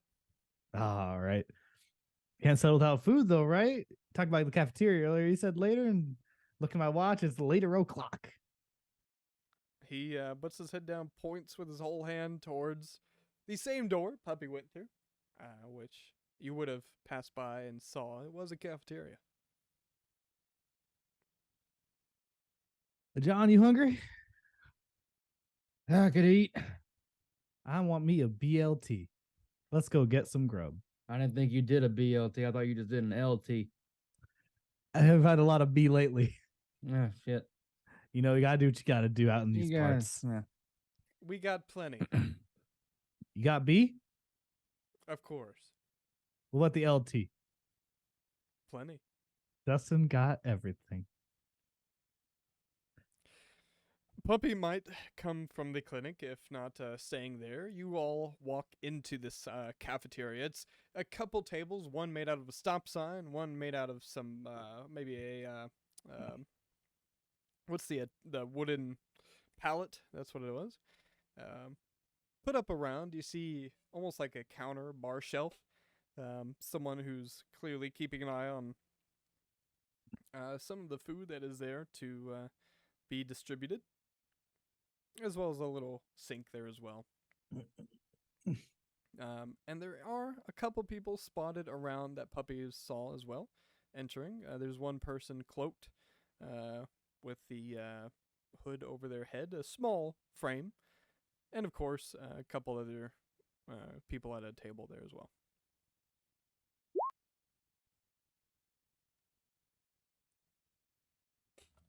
So, letting John and Puppy take some initiative here. What would you like to do walking in on this scene? If you'd like more information, let me know. I think at this point, John's kind of done about as much socializing as he can handle at the moment. So he's gonna go and he's gonna write kind of about his experience, Go, what's Mike, go. going on, and do some contemplating. Okay. Try to find a table by himself, you know. Gotcha. So John is taking a moment. And I guess while he's doing that, he kind of wants to, you know, he just kind of wants to still kind of look around the cafeteria area, kind of see what if he sees anything interesting. give me a spot might hidden catch it, though. while I'm asking Puppy, what is Puppy up to? Spot hidden, sure. Mm-hmm. Was this the first spot hidden roll? I think it is. 60 versus 60. That's a success. Yes, Hey! sir. It's the second one, but yeah, we'll take it. All right, I like it. Okay, yeah, we'll factor that in here in a second. Puppy, fill me in. So Puppy just witnessed this. I guess it would just to be starting testing regular treatment, making sure that it's okay that I start to make like set up some stuff in here with Dr. Ava, just making like getting sort of an okay from her. Yeah. I start unloading my bag while also like giving her the side eye of like, this is okay. She's not stopping me from. She's not even looking. Yeah. Okay. Cool. But I guess it's to start running some tests, and I don't know medical jargon, but I'm sure it would be to start the patient on some sort of medicine to see how it reacts. Gotcha. Heard. So you are getting started on that. John is taking a second to take a seat in this cafeteria. I'm not certain if you recall, Mike and Christopher, everything I'd mentioned before. I can give you the layout again of the cafeteria, but if there's anything you'd like to do, given what you recall. Do I still have the clothes I pulled out of the drain? Yeah, you'd be able to grab them pretty quick. I want to lay them out and see if I can notice anything about those clothes. You said like it seemed like they were like purposely put there, correct? Yes. I want to see if I can identify like, are they kids' clothes? Are they men's clothes? Are they women's clothes? Like, see what I can kind of gather. I want to find who stuffed those clothes up there, or at least maybe whose clothes they are. So I want to see if I can find any hints. Okay. So as far as whose they are, that's going to be much harder to determine. That'd take like probably a hard intelligence, and it's quite frankly not too important compared to. Well, it depends if you can give me a. This will be the last roll before we cut to a quick break. There is a certain roll I'm looking for, which will be a Disguise. a intelligence. Locksmith. It's gonna be a hard version of a spot hidden or intelligence. Okay, I will roll for intelligence. Okay. All right, ready for this extreme I'm success? so ready. I'm so Calling ready. it now. Do it. Calling it now. Do it. Extreme success. Extreme A regular success, yes, go! Ah. Hard success. I'll give you is this. half. I'll give you this. It's a. It's not about the clothes, but it's about what appears to be on them. There is a strange, almost gelatinous-like substance on the side of them that would have been away from the town. What do you mean away from the town? So if the pipe is coming in, Gotcha. there's one side of these clothes and these materials that would have been facing away. So the yeah, you get it. Yeah. Yo, pup. How's the doctoring thing going? Oh, did you enter the clinic? Walking. Oh, I thought you were at the cafeteria. Though, so are you not? Yeah, they're connected to each other. Sure. They're Never really mind then. close, so you could just walk into the clinic. That's okay. Okay. I'll just assume that you're doing doctoring things. I'm doing. I'd like to share the mucus or the slimy whatever it was on the clothes with John. John, how about you and I tomorrow go on a little quest? I want to go see where that pipe you saw with the locusts and shit. I want to see where that started. Where is that water we're pulling? And why are there A, bugs, B, clothes, C, this gross shit all in that pipe? People are drinking out of this water. And I don't know if it's causing that disease, but I know whatever this is, being in the water supply ain't good, and I want to get to the bottom of it. You got anything going on tomorrow? Well, I had a doctor's appointment. Need to talk to my accountant, but yeah, I think we can make time. We'll grab a BLT for the road. I know that makes you happy. It makes me happy at least. And before we Well, food at this point. I mean, let me tell you though, man. If I could have anything to eat right now, I'd love a pot of gumbo. I just need some gumbo. Hot of gumbo. Pot of gumbo. They have vegetarian gumbo. Is that a thing? You make vegetarian gumbo? I don't think you can make a vegetarian gumbo. It doesn't have milk and shit in that roux or whatever they call it. Yeah, you gotta have a roux. Well, so you gotta have that roux base, right? And that starts by you melt some butter in a pot, put some flour in it, you Puppy, get it give all me a going. constitution roll You add before we some cut this. cream. Shut up. Okay. Constitution roll. It's crazy understood. to think that we being will- vegetarian is a thing you take for granted. That's a success 40 versus 40. No, I just need one from Puppy. Oh, okay. Gotcha. All right. With that, 84 versus 60 failure, we will cut there for a quick break. So go grab your snacks, go grab your drinks, go grab your loved ones and hold them close, provided they are in grabbing distance. We will be back very soon. Stay tuned. Drink your water. While we're on break, the whole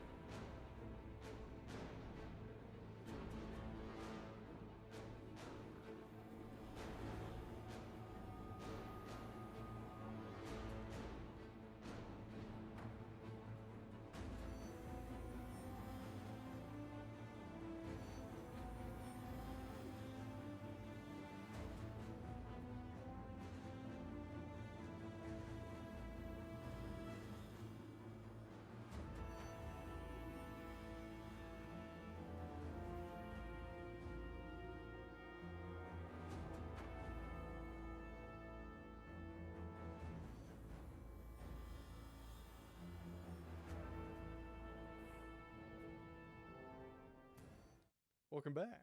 Welcome back.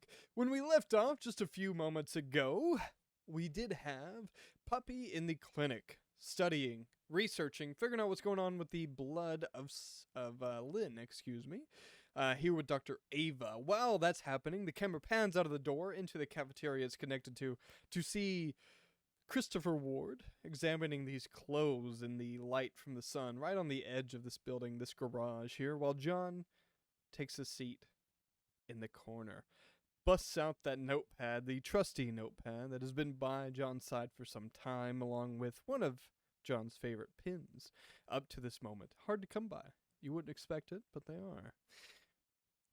A word is scribbled, and we have a pan down into that page, and we peer back into John's past a little bit.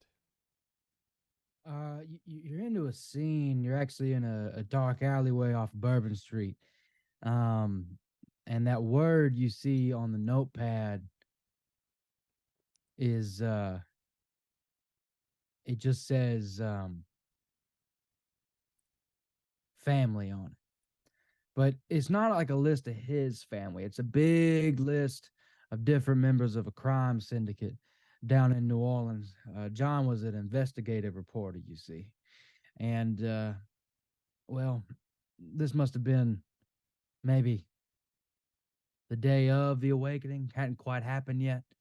But you're on this alley, and you see that notebook's been kind of flung off to the side, and you see John. He's beaten up, he's bruised, he's broken, bloodied, seemingly left for dead in this alleyway as a group of men run off, as something starts happening out and around everywhere. The water levels are rising.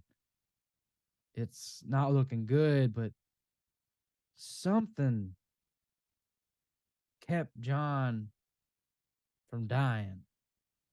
He doesn't know what it was. He couldn't tell you. He was blacked out at that point. He got knocked silly down on the ground, beaten within an inch of his life, and he blacked out. Next thing he knows, he wakes up on the top of a roof, a flooded city, and he looks across the way and he sees where his mama's house used to be. It's gone. His mother had been in there for a long time. She ain't able to move too good no more. He tried to go see if she was there, but, well, he didn't like what he found. And the only person he could think about was his brother, who was living out west, out in Oregon. He needed to find him. He needed to kill him.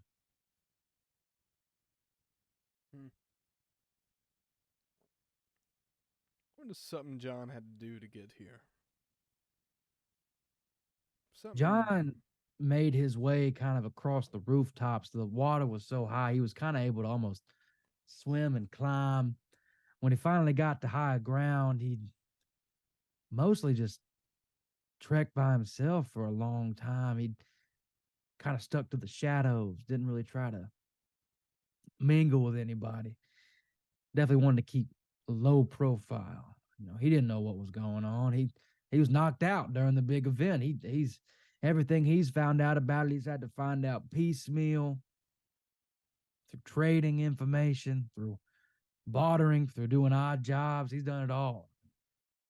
He's probably, as much as information he's collected, probably has more information than other people, yet he's probably more confused than most people. To not witness an earth-changing event and to then wake up on the other side, I mean, he's about as confused as a man can be. Well, he's certainly seen quite a bit of aftermath, and this moment in particular is a calm one. For the moment. The two of you, perhaps all three of you, are around this cafeteria area. Again, that one figure that seems to be catching your eye, John. I'm not certain if he gave a spot hidden when you walked in. Is that something you asked for? A spot hidden when I walked in? No, I did not. I can do one right now for you, though.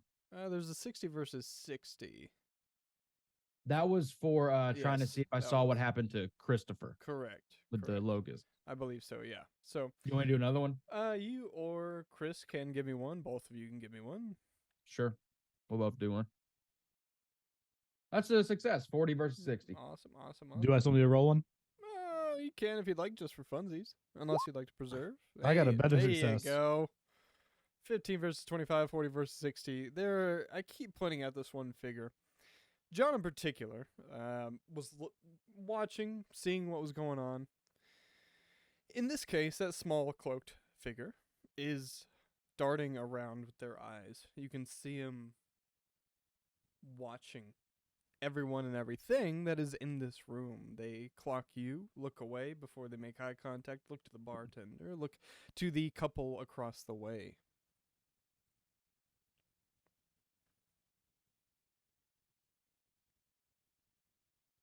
Would you like to continue doing what you all are doing, or You said would a couple across the way? there was this young, smaller framed figure who's looking around like they are, and Mhm. there's a couple of people back in the corner that are kind of talking amongst themselves, and then I'd like to sit near enough to maybe kind of overhear what they're saying, but not necessarily talk to them. Okay. So out of the like 4 or 5 tables in here, you catch one right in the middle, between that cloaked figure and the couple. The couple's mumbling to themselves. I can't believe what's going on. Does that mean you're infected? Does that mean I'm infected? And the other one speaks up. I don't know. And they look, see you. He's looking right at us. These new guys, I don't know. I know we're supposed to take in people. It helps us just like it helps them, but it's too many. It's too many. And that's about the gist of the conversation. Christopher, what about you? I'll follow John to the table, but instead of I'd like to kind of like watch who that weird shady guy is watching. Okay. Try to follow his eyes. He's who I'm really interested Oh, in. it's everywhere. It's at you. It's at the building. It's at the bartender. It's everywhere. No, Just nothing in particular. I'm gonna like I want to watch him without being too obvious about it. Okay. But like when he gets up, when he moves, I want to know and I want to follow him. Gotcha. Well, they don't seem to be moving a whole lot. If you make eye contact, their eyes dart down at their drink. They peek up for a second and look down again. They seem nervous, obviously, but they're not moving anywhere. This seems to be their point, their place. In the meantime, Puppy's over there. Give me Man, I hate asking for so many medicine or intelligence rolls, but you are doing Because I some keep failing all of them. doctorial stuff back there, and now you're trying to figure out what's going on with this blood. Yeah, let's see. There's no research roll, unfortunately, so it goes back to medicine or intelligence in this case, or I'll even take education. For what? What am I rolling for specifically? Well, you're trying to figure out what's going on with this blood, correct? Right. I'll roll another medicine roll. Okay. Cross fingers. And with this success, what's obviously going to happen? Fuck! I jinxed it. Hey, luck points. I'm spending luck points. 4 luck. All right, you spend the 4 luck points to make it a 51 versus 51 versus 51. Yep. The blood itself starts to turn a hue that's closer to green than it is red. It starts to change, and in particular, there's darting around in the water itself, not in any sort of specific pattern, but the blood is it's almost like it's generating its own movement. Almost, it's active, and there's nothing in particular that you can see to cause that, but it's almost like the cells themselves conglomerate and move. Is There's it something. growing? It's not growing. But the regular cells are moving. That's what you. Well, that's how you'd explain it. Yes.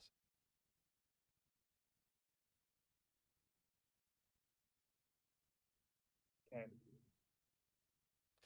Dustin has taken a seat at this little bar here to take a glass of water. John and Chris, what are you up to? Still watching that homie, I guess. Has he left? Nope. As you get a closer look at this person, you realize that the smaller frame is due to the fact that they are more feminine.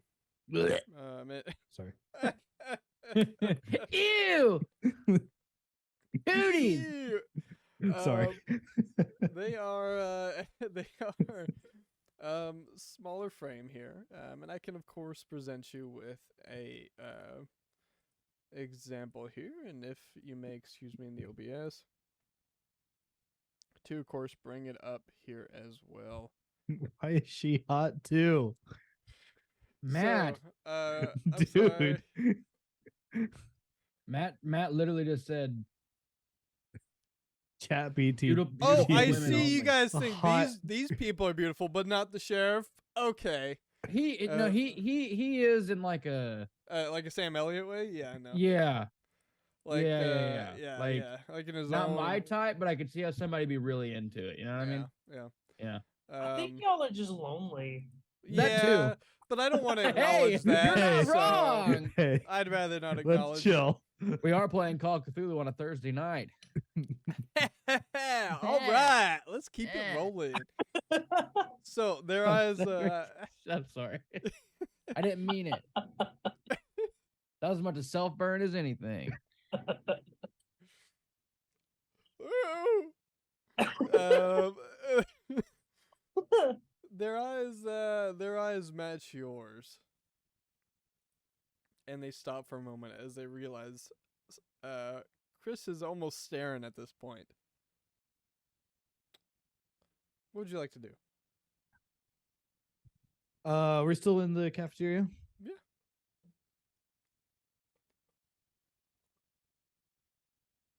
I want to sit at our table. At her table? Yes, please. Okay. You shimmy over, sit at one of the other makeshift chairs they got. The wind is still howling against the building outside, but the sun is shining. It is later in the day. Her eyes do not budge from you, watching your every move, but they don't say anything. You like BLTs?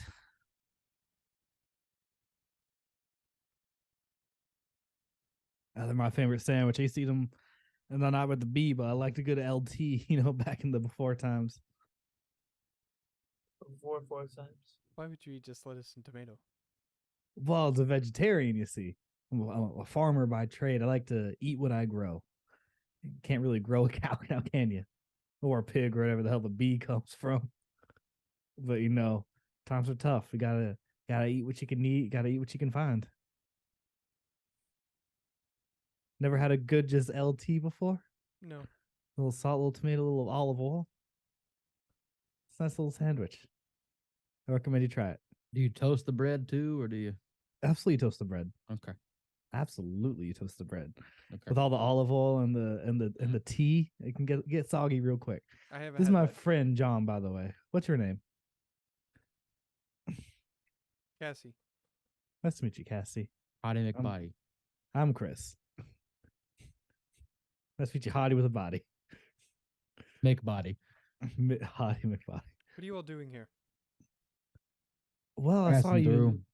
Yeah, passing through. We saw you looking at every square inch of this place. Looked like you're looking for something. And lucky for you, we're good at finding stuff. And I was wondering if there's anything you're looking for in particular.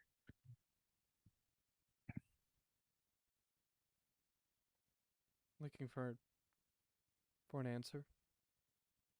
So are we. Now, the funny thing about answers, you need a question for it. Now, I'm wondering what your question is. I'd be happy to share mine if you're so interested. What happened? John has a million of them. What happened to Joseph? Joseph is alive. Last we know. John, Joseph is alive. We have the Uh, best doctor this side of the Mississippi working on him. No. Last time we saw him, he was alive, though he wasn't looking too good. But What happened to make him that way? We are figuring that out. Like I said, best doctor this side of the Mississippi. Biggest doctor I've ever seen, too. You see this motherfucker? He's like 9 feet tall. well, let me But- ask you, Cassie, what do you think happened? I don't know. I spent so many nights with him, and he was fine. But he woke up one night screaming, and his body changed.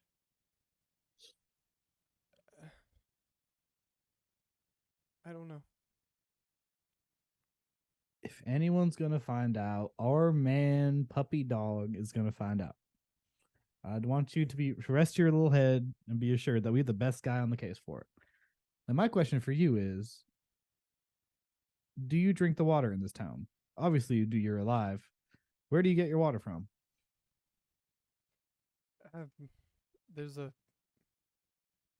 place they pump it from down the way. It's I don't know, is some sort of they take it from an aquifer of some kind. It's Do all the taps in this town come from the same water? Same water source? well, they have to, yes. John looks at his canteen. He's like, and does not take the drink he was about to take out of it. Do you know who's in charge of digging those the pipes? They were here when we got here. This place existed when you got here. We You didn't build this place. Well, they built the walls. They built the houses. But there was a pipe from an aquifer to here with no houses and no walls to guard it. Correct. This is here before anyone got here. You stumbled here and you said, "Oh, looky, there's some pipes." And you followed those pipes and found some water. You said, "Ain't that convenient? You built a settlement here." Well, we were along the interstate, much like yourselves were. And unfortunately for you all, we were the first to discover it. So yes, we built around it. You've been here 2 months? I suppose. And 2 people have gotten sick. If you want to call it that. Sure. But nobody was getting sick until recently, and y'all had been drinking from the same water source before that, correct? Maybe. Maybe. But if we went over a month, everything's been fine up until now. Well, I guess what I'm asking is, have y'all been drinking from this aquifer since you got here, or is getting this aquifer running up and running a recent thing? It's the reason for our settling down. Otherwise, we are heading the direction you came. Well, I can tell you there ain't much to find back east. Unfortunately, it's the same out west. John and Chris, if you'd like to give me a nature check, you certainly can, or a listen, one or the other. Nature or listen? Okay. The hippo from FNAF, Ian, I'm sorry, I just saw that. Oh my gosh. You know, sometimes we dig too deep into what we really want to. That's a failure. What are we looking for? The natural world? Yes. So nature, natural world, or the listen. As a success. All right. Great, great, great. So, we have the natural world success. Perfect. John, unfortunately, not with the listen as of right at this moment, perhaps tangled in the book. What Chris hears is perhaps a scratching at the side of a glass. It's, fuck you, Mike. Fuck you. I'm sorry, but if you guys were smarter and would figure out the mystery sooner. Turns out it was all Cthulhu. Matt was just like, this may be a 2-episoder. And I was like, duh. Could have told you that 3 hours ago. A Stephenson production. We started at 7:20, bitch. Matt, it's not your fault. It's Roll20's fault. Matt, Yeah, that's what it was. Matt, what it is that you're so good at writing that you can't contain one episode with your scenario. If your character weren't all so fucking hot, Matt. Yeah, that too. If we didn't need all these breaks to pee, Yeah. while Hold on, apologize happens for my to hydration. while looking. Why are you quotating P? That's what we did. And nothing else. Exactly. It just so happens their images were pulled up. That's happenstance. This may be a two-parter. I'm sorry, Ian. I'm okay with it being a two-parter. Oh, thank you. I do appreciate that. I like that.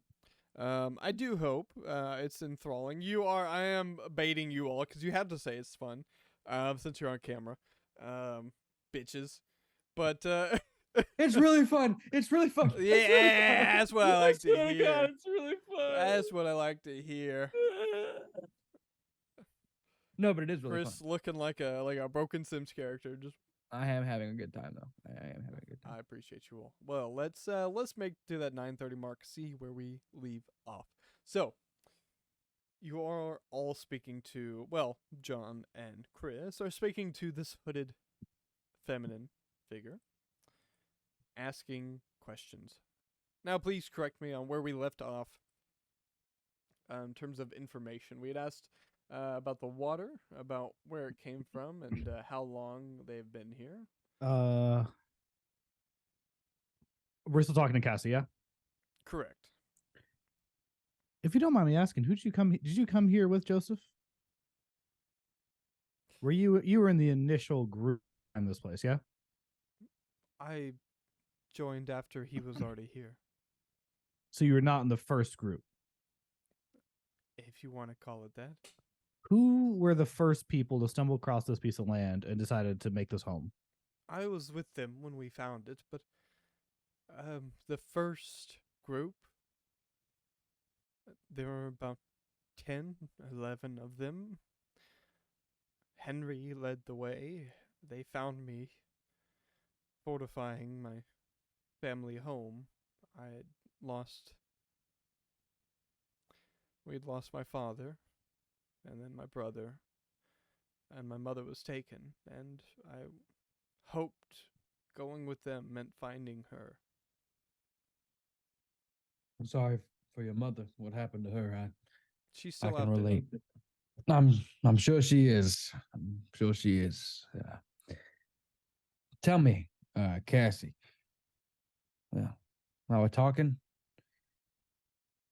What do you make of this town? How it runs? What's going on here? How do you feel about all this? It's great. It's the closest thing we'll get to what was. It's the reason we let people like you in. Because otherwise, what good does shielding everyone else out do? I love these people. And it's only right they deserve to live their life as intended.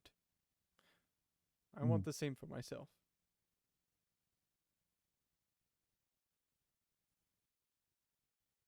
And the sheriff, Henry, has he been leading this thing since the beginning? It seems like he's definitely the big man on campus, as they say. He seems to be in charge. He's lived the longest, after all.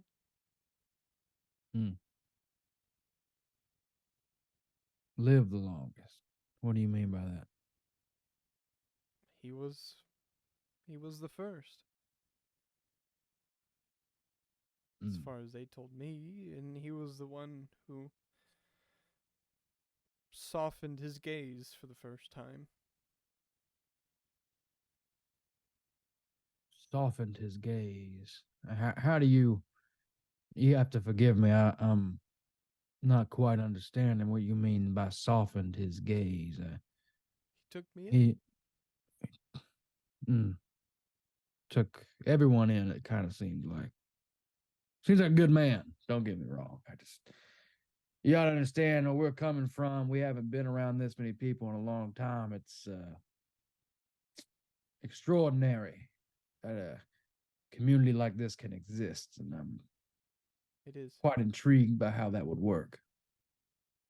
It works well when we're all on the same page. What's been happening, I don't understand. Joseph didn't deserve it. I love him to death, and no one, Marley didn't deserve it. Lynn doesn't deserve it. No one does. And give me an appearance roll, John Appearance? and Chris. Yeah, I'll I'll take this. No, I won't take disguise. I'll take psychology. What you want appearance? You want you want psychology? Either one, either or.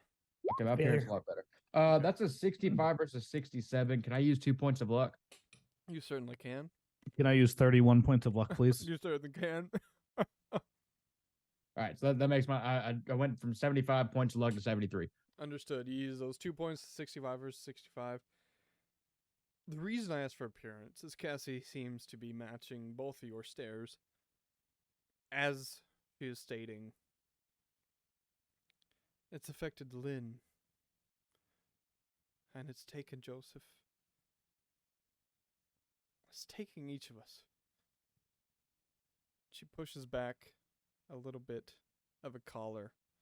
You can see the origins of what begins to start a similar rash that Joseph experienced. And she covers it back up very quickly.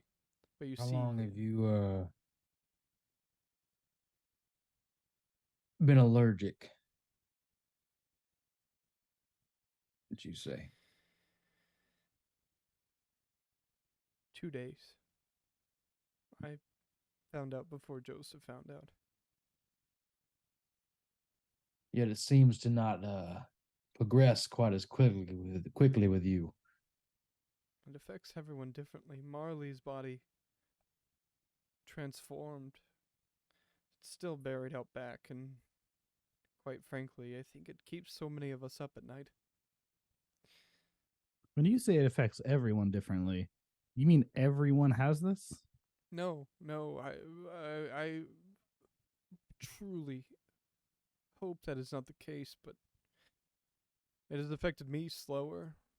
Joseph faster, Marley the fastest, Lynn in there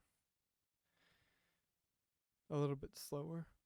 Her skin hasn't changed. Have people gone through and figured out what you, Marley, Joseph, and Lynn have all done the same? What commonalities do y'all have in your day-to-day life? Is there anyone who doesn't have this going on? Most others, I think. Joseph and I share a bed. Lynn and a little bit of disappointment there. I'm sorry. Lynn and He'll be dead soon. Don't worry. Lynn and Marley, they were separate, but they haven't left. They've stayed put.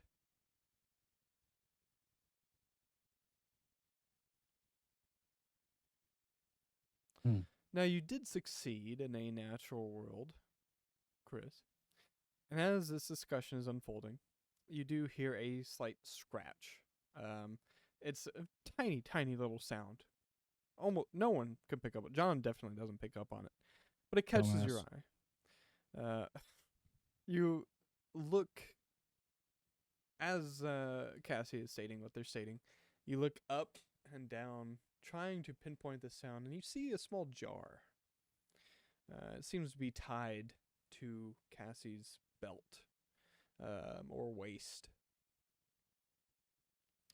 Looking a little bit closer with a 33 versus 50, I won't even ask for another spot hidden. We do plenty of them. You see little appendages scratching, tapping at the glass of the jar. That's all you can see from where you're at.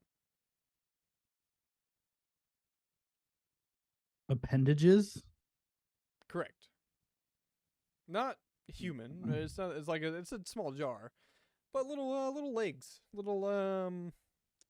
seem to be like feelers almost. Ugh. I'm not going to bring it up. Okay, no worries. But you do see that attached to the Thank you. boat. Of course. But Cassie finishes up her statement about Joseph and Lynn not leaving. Everything seemed normal. Well, Cassie, that's been really helpful. I don't have any more questions. We're trying to do this like little investigation thing. I'm not sure if you knew much about us. We got caught, we got found. They said, "Hey, we have this weird thing going on. We're helping to fix it." I appreciate your help. You've been great. John, JD, do you have any more questions for her? No, I can't think of anything. Well, Cassie, I hope you have a good rest of your day. How long are you be staying here? Just gonna hang out here all day? I guess. Well, I wish you the best. And if there's anything other questions we have, can we come back here and check to you? I'm assuming you'll be here. Probably. We'll have a good rest of your day. Can I tap John on the leg and have him meet me outside? It's Sure. between you two, yeah. I'll go meet you. Once we get outside, I like to share the appendages thing.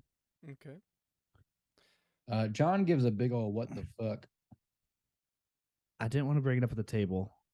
I felt like that could have put us in jeopardy. And Well, also, probably smart. she got them from somewhere. I don't know anything about it. Obviously.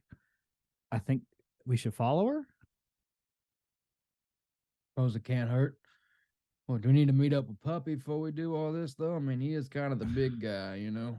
Yeah, he ain't too sneaky, though. Nah, he ain't too sneaky. We should at least tell him what's going on. Maybe she says she's going to be there all day. I think we have time to swing through the infirmary. Yeah, Go talk. let's go try and let him know. That sounds good. You're Do you know heading- anyone in this town that you think we can trust?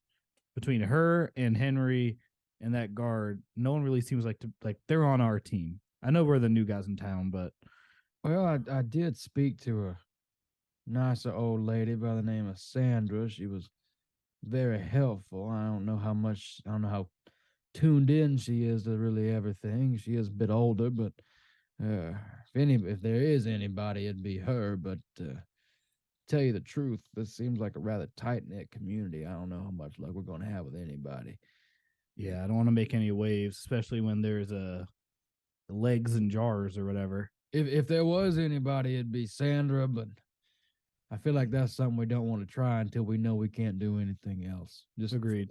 risk Well, mitigation. Make that introduction next time we run into her, if you don't mind. But yeah, I think let's go talk to Pup and take things from there. Certainly. They're heading that way, Puppy. Let's wrap us up with whatever you are up to. So you determined what was going on with that blood there, finding a sample untaken by anyone else. And you did, I believe, fail that constitution roll as well. As I am looking under this microscope and watching the blood shoot back and forth, I get a flashback.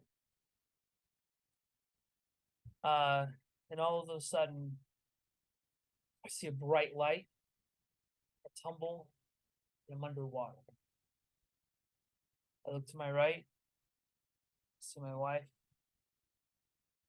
I look behind me, see the dog, my child, my daughter. I immediately turn to my left, start punching out a window. It was this car. And then the water rushes in. And then I hear Chris from behind me as he steps into the clinic. As I am taken out of the flashback.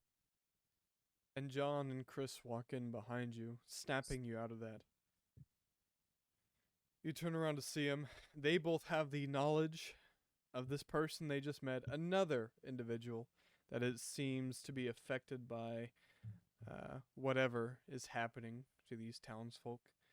You also saw this jar with a little creature, or at least you determined it to be a creature, by little legs pushing against the side, scratching towards the side. Unnoticed, your gaze specifically towards that. And of course, the body of Lynn herself on this table, as Dr. Ava continues to try to tamper down these effects that this disease, illness, infection, whatever you want to call it, has on this person, much like it has on the two others.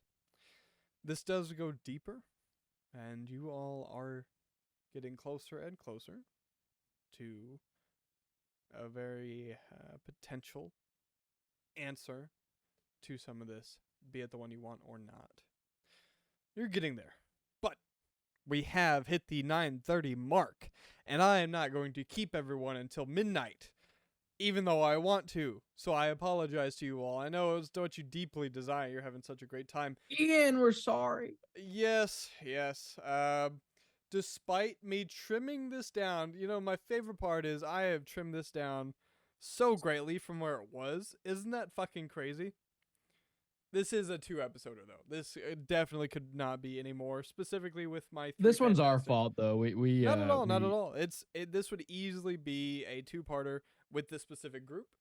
Everyone plays differently. With And- this specific group, he says. Yeah, Loser. well, Unfucking believable. idiots is what is the quick way I'd phrase it. So it's no. Everyone plays differently. So in this case, and everyone DMs or GMs differently, and that Yep. includes me. So with the specific combination of people, we are at the 227 mark on Twitch, so we haven't yet hit that. We are going to pick this up again whenever time allows. Hopefully, the sooner the better. We wish the best of luck to London with opening tomorrow. Today is the 6th of April. Mike, let's not get inappropriate now. It may be late, but it's not that late. Ooh, spot hidden after dark. So, we have some good stuff to follow up with. But we do, as of right now, April 6th, 2023, we want to wish the best of luck to London tomorrow opening up. Huddy, you're here with us in spirit. We appreciate you. And If you're in and around Sarasota, Florida, go Boo. check out that play. Yes, please do. Ian, you are here with us, not just in spirit, but in person, and we always appreciate you. We truly Michael do, wants my me to friend. take off my Thank you. shirt Rest in peace, Hudson. after the Hubs. show. Yes, R.I.P. Huddy. Thank you, the three of you, for joining me. I'm gonna go around the table here. I'm gonna start below me, who's always been a bottom whenever it's you and I combined. Mike Scott. That's fucking funny. Fuck, that was so good. I'm fucking Oh, with so you. good. But a very good friend of mine all the way in New York who I hope to meet again sooner rather than later. Mike, give us a little bit of info about where we can find you and what you may or Puppies may of not be Power up to. Bottom. Hi, my name's Mike. I play on Spot Hidden sometimes. My Mhm. Twitter is here-ish. If you like tweets about baseball and public transportation, go call your mom, tell her you love her, go drink some water, and have to pee a lot just like I do. And most Mhm. importantly, go support local theater. Sarasota, Florida, go watch London. I'm going to be there Yes. next week, Whoa. which I'm very excited for. And if you're not in Sarasota, Florida, go watch whatever local thing you think theater's putting on, because I think it's very cool. Hell yeah. Thank you for tuning in. Yes, and jumping straight over to Mr. Trevor Turner. My name's Trevor Turner. I also play on Spot Hidden. You can try to follow me if you want to. I don't really post anything. You know what? Don't drink water. Don't support live theater. Ooh. Stay home. Don't touch grass. Mm-mm. Don't take a shower. You don't need It's to. bad for you. Go Nope. play League of Legends. Go play League of Legends. And to top off that message, we have Price Everett. What's up, everybody? Again, as always, honored to be part of the Spot Hidden crew. And it's a one shot, so you try not to get too attached to a one shot character. or a one-shot One-shot. setting, honestly. Um, But this was really cool. I love the setting. I love the character I'm getting to play. I love everybody else's characters. Matt, you did a great job as always. I know. And I'll just echo what the other guy said. Support your local game. And I'll say what Hudson usually says: support your local game store. Go do that. Support your local theater program. Go out and do something new this weekend, something you've never done before. How about that? Happy Easter to those who are celebrating. And Yes. what's very exciting is within the next couple of weeks, we're going to be having our first session of the Mournwild setting that I've been developing. Let's It's gonna be a- go. it's going to be a one shot, but it's definitely a one shot that could spin off into a further shot. I don't know what the terminology would be. A campaign. That's It's whatever it. we call this. Yeah. there you Whatever go. we call it. But that's coming up. I believe I'll be streaming that on my channel, which you can find here on Twitch, twitch.tv/PriceVA. If you want to follow me on Instagram, it's that little thing right down there, PEverett96. And if you want to follow me on Twitter, it's at PriceEverett. That's PriceEverett. And thank you so much to the Spot Hidden crew. Super excited to eventually come back to these characters and do even more crazy shenanigans here and on other adventures. Hell yes. Thank you once again to the three of you. You can find me, Matt Stephenson. It doesn't matter how hard you wave, Trevor. I'm going to do my outro. It's too late. I appreciate the three of you jumping into this game. We will wrap it up, and I do hope you're excited for the finale. We are going to close out. Get your vitamins A's, B's, C's, and D's, of course. Other than that, please take care of yourself. Check out myself, Granola Clusters, across the across the way.